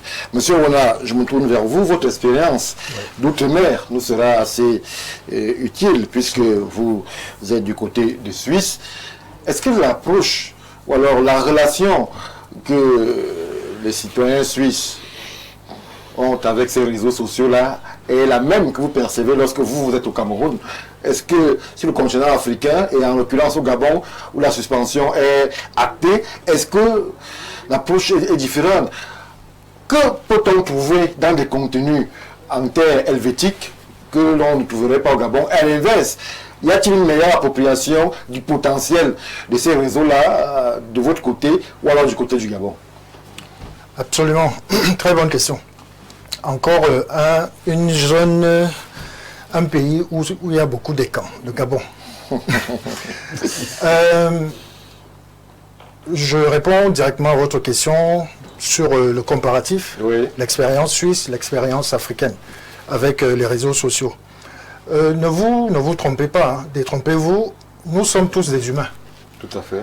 Les outils technologiques mis à notre disposition, on les utilise tous à peu près pour les mêmes besoins, communiquer, rester en contact, vendre, acheter. Bon, maintenant, les hackers et tous ceux qui ont des intentions un peu compliquées, eux, ils vont en faire un autre usage, mais grosso modo, que ce soit en Chine, que ce soit au Cameroun, que ce soit au Gabon ou en Suisse, les jeunes qui vont sur les réseaux sociaux, c'est à peu près pour les mêmes besoins. Les adultes, les campagnes politiques ont découvert un nouveau terrain de jeu, les entreprises, c'est à peu près la même chose. Cependant, et vous faites bien de poser la question pour que, et ça me permet donc de faire, de relever les quelques différences qui peuvent... Allez-y. Voilà. Dans un pays développé comme la Suisse, c'est clair que les besoins ne sont pas forcément les mêmes que ceux que quelqu'un d'autre a au Gabon, par exemple. En Suisse, un géant des réseaux sociaux comme le groupe Meta. Le groupe Meta, c'est Facebook, c'est Instagram, c'est WhatsApp. Et tout le monde, je suis à peu près sûr, si on fait un recensement, je crois, sur 10 personnes, 8 ont à peu près les mêmes, ces trois applications installées dans leur téléphone. Donc, en Suisse, quel est l'usage qu'on peut en faire? C'est forcément pour communiquer. Les étudiants pour acquérir des connaissances, envoyer... Alors, une fois que vous avez présenté votre ressenti en tant que citoyen, en fait, en tant que résident suisse, mais comprenez-vous la frilosité, entre guillemets, et je mets des gros guillemets, de l'État gabonais qui met en avant un certain nombre de récriminations à l'endroit des utilisateurs de ces différentes plateformes? Ce que j'ai compris de la réaction du gouvernement gabonais, ils appellent ça la haute autorité de la communication, le HAC. Ou la HAC, je ne sais pas trop, mais en abrégé c'est HAC. HAC, je la connais d'ailleurs très bien. Allez-y. Voilà, ils disent, et le porte-parole du gouvernement est passé sur les antennes de TV5, ils disent qu'en fait, cette décision découle, est en fait le résultat d'un long processus qui a commencé il y a à peu près 2 ou 3 ans. Oui. Le gouvernement gabonais a contacté la direction du groupe Meta, qui est propriétaire de ces applications, leur ont dit qu'ils veulent, sur le territoire, leur juridiction, le territoire gabonais, que Facebook et compagnie aient un certain nombre de restrictions par rapport à un certain nombre d'activités des utilisateurs ici et là. Il paraît que c'est un processus qui a été initié par le gouvernement gabonais il y a 2 ou 3 ans, mais seulement le groupe Meta les a complètement ignorés. Oui. Donc, chaque gouvernement, vous savez comment il fonctionne. Si le gouvernement veut prendre une décision et veut faire entendre sa voix, le gouvernement n'a pas besoin de la permission de qui que ce soit, ils vont te sortir une raison du chapeau et vont dire voici la raison. Donc c'est une espèce de bras de fer qui a lieu entre le leadership du groupe, dans le groupe Meta et le gouvernement gabonais. Mais seulement lorsque deux éléphants bagarrent, c'est l'herbe qui est piétinée. Qui en pâtit. C'est l'herbe qui en pâtit. Donc les étudiants gabonais qui ont besoin de WhatsApp par exemple pour aller faire leur recherche ou bien pour communiquer, peu importe l'usage qu'ils en font, c'est eux qui en pâtissent. La petite fille qui vend ses mèches sur Facebook et que Facebook est complètement suspendu, c'est son chiffre d'affaires qui en pâtit. On peut compter à suffisance, à longueur de journée, tous les exemples sur le terrain au Gabon, mais la raison, ce n'est pas celle que le gouvernement gabonais avance. Le gouvernement gabonais dit que c'est pour assurer la cohésion du corps social gabonais, c'est-à-dire empêcher les gens qui font tout et n'importe quoi, des déclarations tendancieuses, diffamantes sur les réseaux. Mais si un gouvernement a besoin de taper, de donner un coup de taloche ou bien de taper sur les doigts de quelqu'un qui veut sortir du rang, est-ce qu'on a besoin de suspendre tout un pays? C'est une interrogation. Voilà. Une interrogation, monsieur Ona. On va faire réagir une ou deux personnes. Bonsoir à vous sur le plateau. Je pense que supprimer totalement les réseaux sociaux du Gabon serait excessif, car ils jouent aujourd'hui un rôle important dans la communication, l'accès à l'informatique, à l'information, l'éducation et même l'engagement citoyen. Des plateformes comme Facebook, Instagram ou TikTok permettent de rester en contact, de développer des activités professionnelles, de s'exprimer librement. Cependant, ils posent aussi des problèmes réels. Des informations, des dépendances, cyberharcèlement, atteinte à la vie privée. Plutôt que de les supprimer, il semble plus raisonnable de mieux les encadrer par des lois adaptées, une modération plus efficace et une éducation numérique afin que chacun en fasse un usage responsable. Merci à vous, cher Félicien, depuis Yaoundé. Bonsoir à vous en studio. S'il vous plaît, certains citoyens comme moi personnellement ne savons pas quelle est la cause de la suspension des réseaux sociaux au Gabon. Nous voulons savoir pourquoi cette suspension. Merci à vous, cher monsieur depuis Damas. Restez sur Info TV. Vous saurez pourquoi les réseaux sociaux ont été suspendus au Gabon. Alors, monsieur Émile Abondo, lorsque l'on sait justement que chaque État voudrait asseoir son autorité, on ne saurait négliger des aspects inhérents à la communication, justement à l'intégrité communicationnelle de son pays. Le gouvernement gabonais aujourd'hui qui s'exprime, pensez-vous qu'il soit dans son bon vouloir, de vouloir normer et réguler, ou alors pensez-vous qu'il y ait un côté excessif et qu'il puisse y avoir atteinte justement à la liberté d'expression que ces réseaux sociaux offrent à tous les citoyens gabonais dans la faculté d'échanger, de communiquer et de justement se parler via les différentes plateformes? Ben Stéphane, il faut déjà le préciser, la constitution gabonaise permet à ce que l'État gabonais puisse réguler le mécanisme de la communication au sein de son territoire. Oui. Bon, peut-être je peux mettre entre parenthèses, je peux procéder à l'époque l'article qui en parle, mais je voudrais dire que l'usage des réseaux sociaux, M. Segala a dit, c'est l'ouverture, c'est une problématique internationale. C'est-à-dire que le monde est devenu un village planétaire et fondamentalement, les réseaux sociaux participent à ce que les pays ne soient plus isolés et que rien ne soit plus caché. Et les réseaux sociaux participent de cela. Mais un téléspectateur vient de poser une question qui me permet d'embrayer sur pourquoi est-ce que, parce qu'il faut bien comprendre pourquoi est-ce que l'État gabonais prend cette résolution. Et maintenant, parce que ce n'est pas la première fois, lors de l'ancien président, lors de la campagne présidentielle, il y avait eu rupture des réseaux sociaux, mais ça n'avait pas duré. Mais cette fois-ci, c'est que le président Oligui, après sa prise de pouvoir de façon légale et légitime, fait face à un certain nombre de problématiques. On ne peut pas dire qu'il ne les avait pas prévues, mais qui deviennent fondamentalement visibles, perceptibles, saillants, mais surtout récurrents, et dont les réseaux sociaux sont non seulement le relais, mais constituent ce qu'on peut appeler une boîte à Pandore pour déstabiliser la société. Tout a commencé par une grève, la grève des enseignants. Oui. Et cette grève des enseignants a communiqué, ça a participé par effet de contagion Vous voyez, on est allé au niveau de la communication, on est allé dans d'autres ministères et ça fait rejaillir un certain nombre de lacunes qui étaient presque non perceptibles et presque invisibles. On n'a pas pu se rendre compte au moment où le président prenait le pouvoir que les enseignants avaient 10 mois d'arriéré. Vous voyez, lorsque le président vient avec la bonne gouvernance, l'application de la bonne gouvernance, on ne savait pas que les enseignants avaient un tel problème.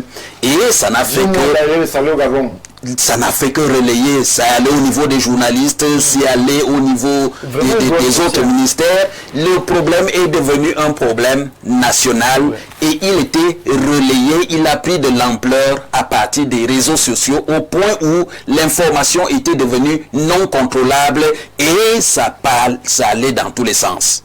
Alors, accablé, dérangé, outré par ce mécanisme qui faisait en sorte qu'il n'y ait plus de secret au sein de l'État et que tout soit divulgué dès la première minute, le gouvernement s'est vu obligé, à partir de la structure à laquelle vous avez fait allusion, la HAC, de rompre fondamentalement avec les réseaux sociaux, mais dans un registre bien précis, parce qu'il faut bien qu'on explique aux citoyens que cette rupture avec les réseaux sociaux ne concerne pas l'administration et la gestion des finances, c'est-à-dire les banques et autres.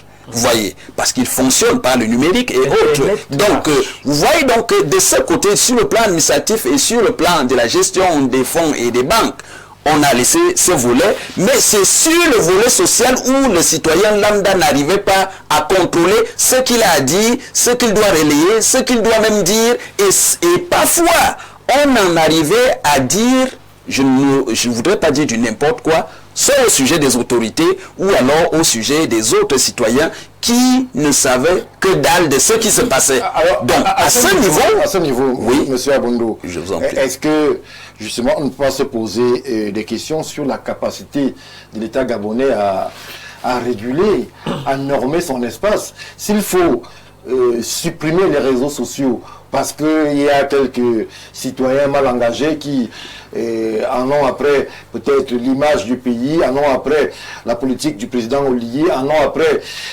justement les orientations opérationnelles du président. Est-ce que ce n'est pas une incapacité normée, actée des institutions gabonaises? Est-ce que la batterie de mesures que M. Assiga propose sur ce plateau ne sont pas connus du côté du Gabon, de façon à ce que on puisse tout d'abord aller de façon normative? Lorsque l'on supprime les réseaux sociaux, que fait-on des enseignants, que fait-on des chercheurs qui, eux, ont besoin justement d'inter-échanger entre eux pour pouvoir comparer leurs résultats? Ça tue un pan important de la vie publique et même de la vie économique dans un pays. Mais pour vous répondre, je procéderai à une approche qui relève de la psychanalyse. C'est-à-dire, je prendrai l'adultomorphisme. C'est vrai, vous le dites souvent, comparaison n'étant pas raison. Qu'est-ce que le Cameroun n'a pas vu lors de la préparation aux élections présidentielles à travers les réseaux sociaux? Que n'a-t-on pas dit? Que n'a-t-on pas vu? Mais on a vu la capacité du gouvernement camerounais à encaisser, à pouvoir résorber, à être résilient, mais à juguler, à comprendre que c'est un phénomène de la modernité qui vous expose et qui met en relief en même temps ses avantages et ses inconvénients. Mais maintenant, arrivons du côté du Gabon et comprenons pourquoi. Vous avez le président à la tête. Ben écoutez, n'oubliez pas, vous savez, on dit souvent l'enfant est le père de l'homme. Donc n'oubliez pas le passif du président gabonais. C'est-à-dire qu'il sort d'une éducation essentiellement rangée. Je ne voudrais pas dire essentiellement militaire.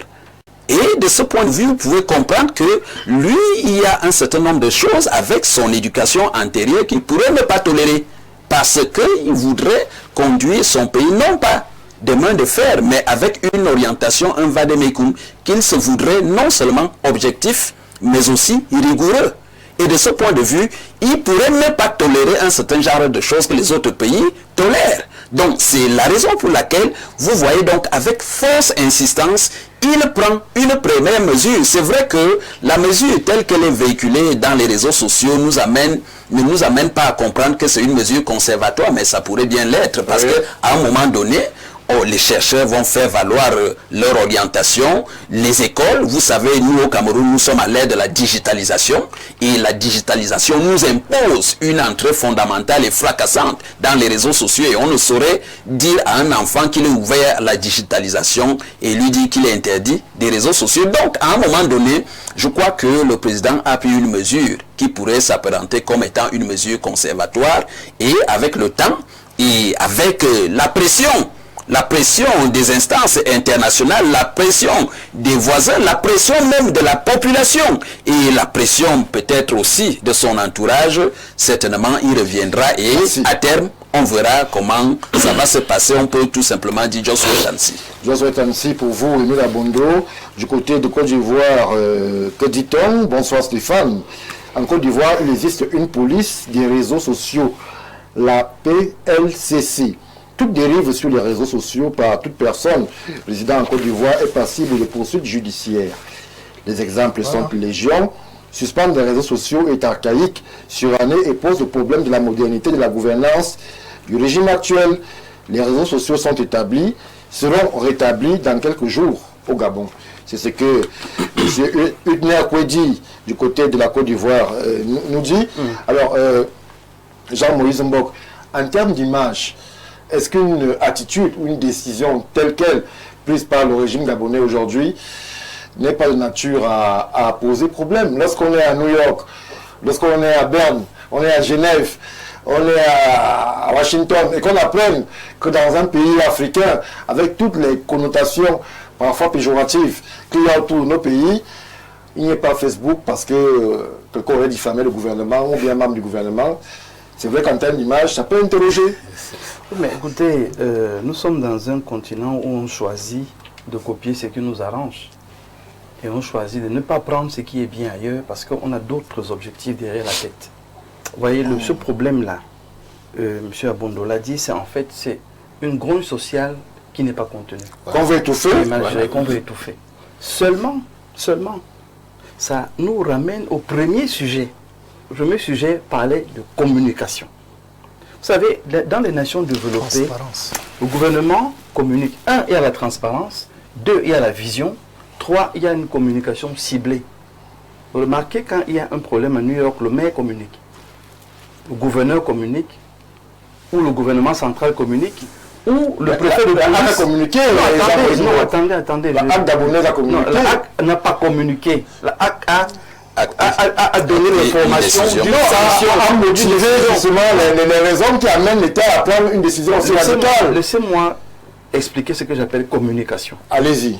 Ici, en Afrique, c'est dommage qu'on ne se rende pas compte que nous sommes les seules élites qui se prennent pour Crésus, pour le roi, je ne sais pas, Baudouin de Belgique, ou ailleurs, et notamment en France. Le procureur de la République parle quand il y a un problème social. Tout à fait. Les ministres parlent quand il y a un problème social. Le maire parle quand il y a un problème social. Pourquoi chez nous, en Afrique, on a toujours l'impression que dès qu'on a atteint une fonction, on doit ressembler à Paul Biya qui lui a décidé d'entretenir les silences. C'est son droit. Il est le président. Il est au-dessus. Il peut avoir des silences. Mais il est hors de question que les sectoriels ne communiquent pas. Parce que quand il y a une grogne... Est-ce qu'ici, les questions sectorielles, Jean-Moïse? Mais je vous explique, Stéphane. Quand il y a une grogne, le gouvernement doit communiquer sur ce qu'ils font déjà pour résoudre le problème, pour adresser la situation, de manière à ce que les réseaux sociaux ne relèvent pas des fake news. Et quand il y a un fake news, et que dans les mêmes réseaux sociaux, il y a une page du gouvernement où on peut aller chercher la bonne information, ça dilue la méchanceté qui est envoyée contre le chef. Émile Abondo parle du militaire qui a décidé d'offrir des taxis aux jeunes Gabonais, d'offrir des emplois, créer de meilleures conditions de vie. Une société merveilleuse. Une société merveilleuse. Il est en train de travailler à ça. De l'autre côté, il y a des problèmes qui peut-être sont en train d'être résolus. Mais l'absence de communication crée la panique. Et parce qu'il y a panique dans les réseaux sociaux, on dit tout et n'importe quoi, mais on peut aussi créer des pages officielles où on a l'information et la communication officielle. Ça se fait dans le monde entier. Pourquoi en Afrique on ne fait pas ça? Nous sommes paresseux ou nous sommes méchants? C'est là la question qu'il faut se poser. Vous avez pris le cas de New York. Vous avez pris le cas de la Russie, des États-Unis. Ailleurs, on ne coupe pas les réseaux sociaux parce qu'il y a un contrepoids informationnel. On sait où on trouve l'information du ministère de la Santé, de la Justice, de l'Éducation, de la Présidence, et ainsi de suite. J'ai même suggéré ici une fois que le Cameroun doit se doter d'un porte-parole de la Présidence. Pour qu'on évite les hautes instructions de cacophonie qu'on ne comprend plus. Parce que s'il y a une communication de là-bas, et ça se fait dans le monde entier, aux États-Unis, en France, ainsi de suite, la présidence a une voie de communication. Il faut donc que pour éviter... C'est le secrétaire général de l'Élysée qui fait office de porte-parole de la présidence. Porte-parole de la présidence. Oui, ça veut dire qu'on peut d'enjoindre les effets, Jean-Moïse. J'ai dit que ici ce n'est pas compliqué. On prend quelqu'un qui est déjà en fonction. On peut communiquer depuis le secrétariat général, on peut communiquer depuis le cabinet civil, mais il faut qu'il y ait une communication de la présidence qui est claire, qui est officielle. Qu'on sait que quand celui-ci a parlé, il ne parle pas qu'en tant que SGP ou DCC, mais aussi en tant que porte-parole de la présidence. La précision vaut la peine, Stéphane. C'est le problème qu'on a en Afrique et le Gabon devrait nous parler. Pour nous dire, on doit gérer les populations aujourd'hui dans le véritable cadre du contrat social, qui est le respect de la volonté générale. Qu'est-ce que les populations veulent qu'on leur dise? Les enseignants n'ont pas de salaire. C'est clair. Voilà un problème qui est posé sur la table. Qu'est-ce que le gouvernement est en train de faire? Forcément, il travaille. Mais maintenant, quand ils sortent d'une séance de travail, c'est parce qu'on nous a sorti ça avec le port de Douala et compagnie, où on sort d'une séance de travail. Non. On vient vous dire, le gouvernement a pris acte de tels types de problèmes, de telles situations, on est en train de chercher des solutions. Stéphane, quand le gouvernement l'a dit, le ministre des Enseignements, par exemple, le dit, et que sur les réseaux sociaux, quelqu'un vient dire, oh, ça fait 10 mois, on n'a pas de salaire. On fait tout de suite le parallèle en disant, l'État est en train de s'en occuper, et le problème est moins pesant, il est moins lourd. C'est parce qu'il n'y a pas de communication gouvernementale sur des questions sociales que les réseaux sociaux deviennent un problème. Si on veut résoudre le problème à la base, il faut commencer par communiquer juste, être transparent, dire la vérité. Maintenant, mon frère a posé un problème de calibrage des réseaux sociaux au Gabon. Le problème de l'Afrique, c'est qu'on veut imiter sans se renseigner. Ce n'est pas gratuit, c'est payant. Mais nous, on pense que, comme on est l'État, et que vous utilisez votre service chez nous, on doit vous dire comment ça se passe. Vous ne voyez pas les procès tous les jours dans l'Union européenne avec Facebook. Pourquoi? Parce que c'est une négociation pécuniaire qui entraîne cela. Parce que quand vous voulez un calibrage, mais bien sûr, vous voulez un calibrage, il faut un appareillage particulier qui est à vous. Mais vous ne payez pas, vous ne donnez pas les moyens, vous n'entraînez pas un dialogue. Stéphane, ici au Cameroun, parfois il faut saluer ce qui est bien fait. Et de venir avec Google ici, pour dire attention, on n'est pas d'accord avec ça. Et allez observer que, par exemple, la pornographie, vous la trouvez très peu sur Google aujourd'hui au Cameroun, c'est plus ou moins contrôlé. Pourquoi? Parce qu'il y a eu un travail en amont. Au Gabon, on ne sert à rien de fermer Facebook, WhatsApp et autres. Qu'on commence par communiquer dans la transparence avec les populations. Si on veut calibrer les réseaux sociaux, qu'on paye le prix, parce qu'ailleurs on paye le prix, quand la France a dit qu'on ne veut plus que les enfants de moins de 16 ans aient accès à Facebook, il y a un algorithme qui est créé d'office. Et ce n'est plus la question plate qu'on pose que tu as plus de 18 ans, au moins de 18 ans. Non, c'est que tu vas mettre ton visage. Et ça doit lire à partir de ton visage. Sinon, il y a l'autorisation parentale qui est requise. Mais c'est payant, Stéphane. C'est payant. On refuse de payer le prix, mais on veut dire que non, si les services se dérangent, c'est les opérateurs économiques. Ce n'est pas vrai. Il faudrait qu'on soit responsable et juste dans la gestion de ces segments en Afrique. Je sors en disant, parce que M. Siga a pris la peine de le rappeler, ne soyons pas réactifs aux problèmes qui sont posés, soyons proactifs. Les réseaux sociaux aujourd'hui nous posent un problème de gestion sur la durée. Comment est-ce qu'on va gérer ce problème? Les solutions qu'il a mises sur la table sont salutaires. Mais il faut d'abord qu'il y ait une volonté politique. Parce que si nos politiques veulent que les jeunes continuent dans la confusion et le désordre, et ça les arrange parce qu'ils ne veulent pas faire quelque chose de particulier, ils ne vont pas appliquer ces mesures. Mais s'ils veulent que les choses changent véritablement, fondamentalement, ils vont revenir sur les mesures qui ont été présentées ici et pouvoir montrer que nous ne sommes pas dans une affaire où les gens font ce qu'ils veulent comme ils veulent, mais qu'ils respectent la volonté générale et qui pensent que les populations doivent être encadrées et prises en charge. Merci Jean-Moïse Mbok. Alors, M. Assiga a bien y regardé, pour ceux qui sont attentifs aux actualités venues de Libreville et du Gabon. Il y a toujours cette supputation entre le social et le politique. Aujourd'hui, les réseaux sociaux sont suspendus. M. Emile Abondo nous faisait le feedback qu'il s'agirait d'une réponse à une grogne sociale portée par les enseignants. Est-ce que vous pensez qu'on applique la bonne thérapeutique peut-être à la mauvaise réponse? Oui, moi je suis fier que M. Abondo ait eu à planter le décor pour faire comprendre effectivement que c'est une gouvernance du Gabon qui est en train d'échouer. Parce que on ne peut échouer, vous dites? Oui, j'ai dit échouer. Donc, bon, parce que disons que j'ai qui peut mieux faire? J'ai dit, c'est un plan particulier. Oui, laissez-moi le faire. Je le dis oui. pourquoi? Parce que quand on sait très bien que, sauf si le président Oligui va nous faire comprendre qu'il a passé la période de la transition jusqu'à ce qu'il soit aujourd'hui, sans qu'il soit au courant qu'un secteur comme l'éducation, les enseignants ont plus de 10 mois d'impayés de salaire. Que dans un autre secteur, la communication des journalistes et autres, la santé et tout ça, qu'il y avait tous ces problèmes et que le président Oligui n'était pas au courant de tous ces problèmes. Alors ça veut dire que c'est un aveu d'échec, qu'ils sont eux-mêmes en train de nous faire comprendre qu'il est venu prendre un système qui était déjà, je dirais, pourri, mais qui n'a pas pris la peine de sonder et de voir en tant soit peu qu'est-ce qui ne va pas. Lorsque je l'ai dit, je reviens effectivement sur ce que M. Philemon disait tout à l'heure. Il a posé un problème, le fait que les autorités gabonaises se sont rapprochées des responsables du groupe Meta afin de coopérer. Et j'ai parlé parmi mes solutions tout à l'heure, j'ai parlé de la coopération. Qu'est-ce qui a fait blocus? C'est que les responsables du groupe Meta n'ont pas donné une suite favorable. Oui. Pour quelle raison? Nous n'en savons rien. C'est là où je vais rejoindre le docteur Mbok, qui fait comprendre... Alors, on voit Mark Zuckerberg accourir à l'Union européenne. Effectivement. Qu'est-ce qui se passe? Il se trouve qu'effectivement, que là, je peux être d'accord avec M. Mbok, que ces services ne sont pas des services gratuits.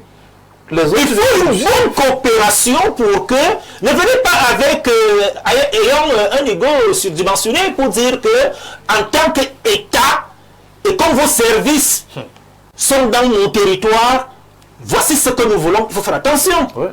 C'est du gagnant-gagnant. Ils viennent gagner effectivement dans votre territoire, vous aussi vous gagnez.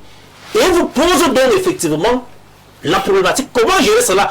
En Afrique, nous ne sommes pas encore propriétaires de ces firmes. Voilà. Même les satellites, parlant même d'intérêt, nous n'avons rien. Nous n'avons rien. Non, on est en train de commander. Je vais prendre un exemple simple. Lors de la transmission des matchs de la CAN en Afrique, vous êtes responsable de quel signal ici? Vous êtes responsable de quel... Alors c'est vous-même qui jouez, n'est-ce pas? C'est l'Afrique qui est en train d'organiser son championnat, sa Coupe d'Afrique des Nations. Vous n'êtes responsable de rien. C'est plutôt le groupe que nous tous nous connaissons qui vient gérer effectivement la retransmission du signal dans votre territoire et vous impose cela. Pourquoi vous ne sortez pas les gros bras en tant qu'État pour leur faire comprendre que pour que votre signal passe dans mon pays, voilà ce que nous vous disons. Non, mais vous négociez plutôt. C'est pourquoi il faut payer. Et vous payez même. Il y a de transmission. De notre transmission est très très cher. Vous payez. C'est la raison pour laquelle, quand on parle d'Internet en Afrique, nous ne sommes pas encore propriétaires. Nous ne pouvons que commander, aller vers eux, qu'en fonction de l'éthique de notre société, voilà les choses que nous voulons que vous mettiez à la disposition de notre jeunesse, à la disposition du peuple africain. Et pour cela, quelle est la facture? Ouais. Oui, quelle est la facture? On devrait s'interroger sur les contenus aussi. Et à partir de cet instant, les relations doivent... D'où la coopération. Vous me donnez une facture, je vous dis, vous revoyez un peu ça à la baisse. Voilà donc d'où la nécessité de coopération. Je tiens à rappeler que dans ces mesures, on est ils sont en mesure de gérer, de limiter les retransmissions de messages. Ça veut dire que si vous inventez votre fake news, lorsque vous me l'envoyez, je sois incapable de le redistribuer à quelqu'un d'autre. Oui, c'est possible. Vous voyez comment ils sont limites, ce genre de fake news. C'est des mesures qu'on peut bien prendre et qui peuvent bien aider. Mais pourquoi est-ce qu'il faut qu'on aille toujours vers ces gens? Il faudrait qu'on reconnaisse que nous ne sommes pas encore industrialisés, nous ne sommes pas encore arrivés à ce niveau. Il faudrait que nous acceptions ce qu'on nous propose avec négociation. Mais maintenant, si nous ne pouvons pas le faire, ce n'est pas des intelligences qui manquent en Afrique. La hack qu'on venait de citer tout à l'heure n'est qu'un outil de relais, que je peux dire ainsi, ne décide de rien.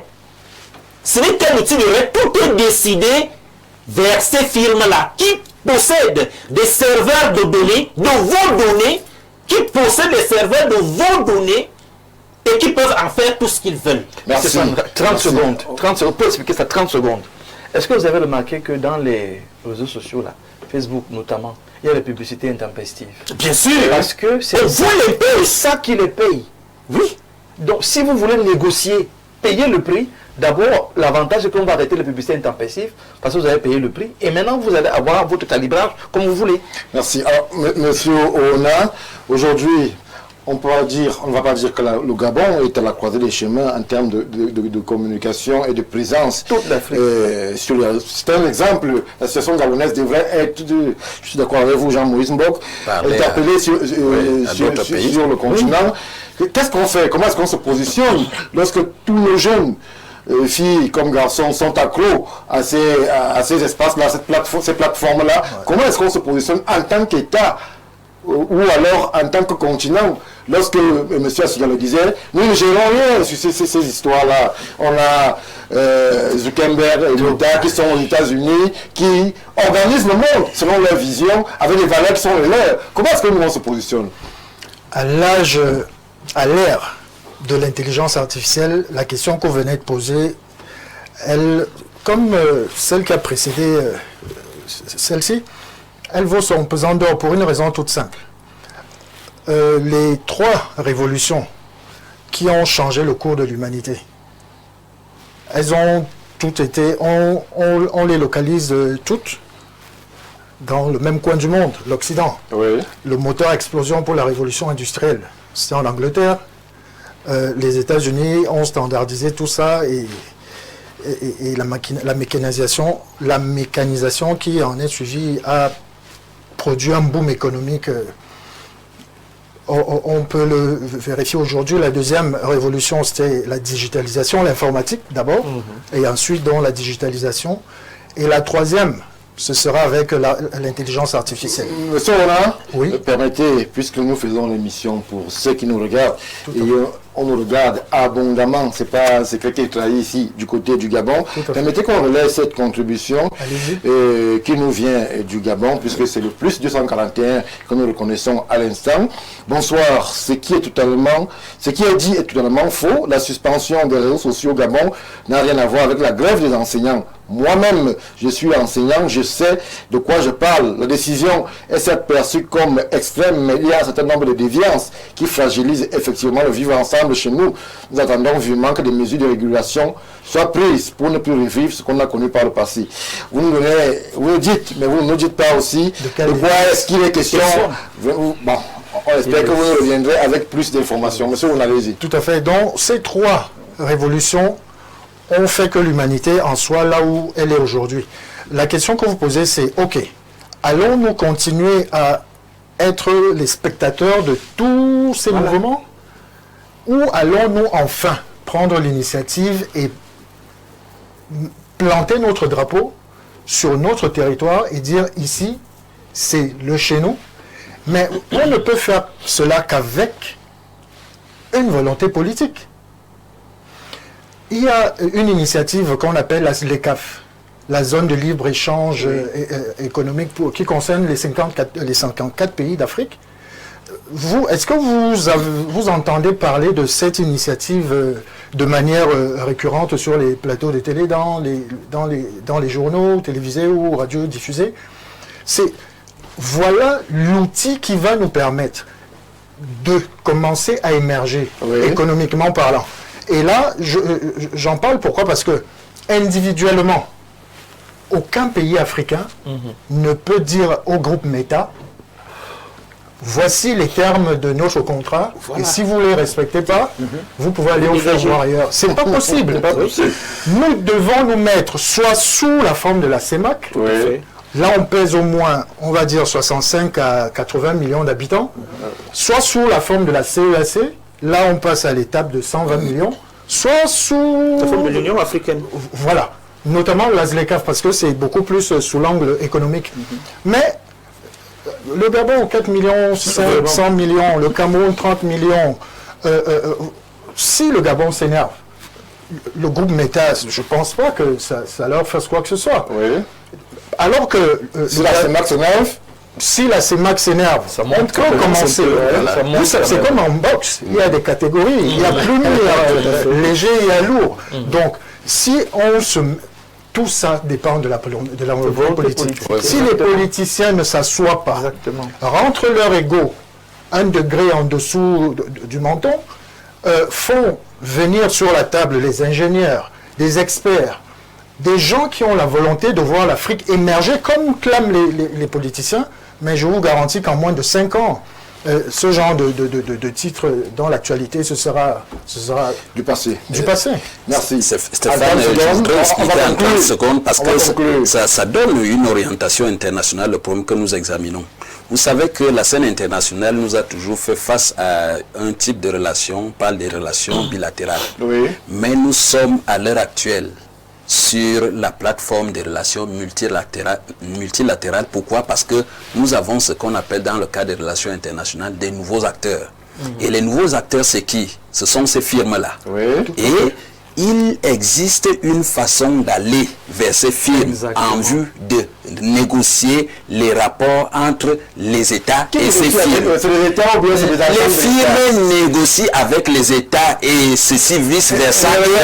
Et si vous avez suivi à un moment donné, je crois dans les années 2008, il y avait une actualité dans le domaine économique, on parlait de la prégnance des APE, les accords de partenariat économique, où on demandait aux pays africains d'aller face à la communauté européenne en groupe.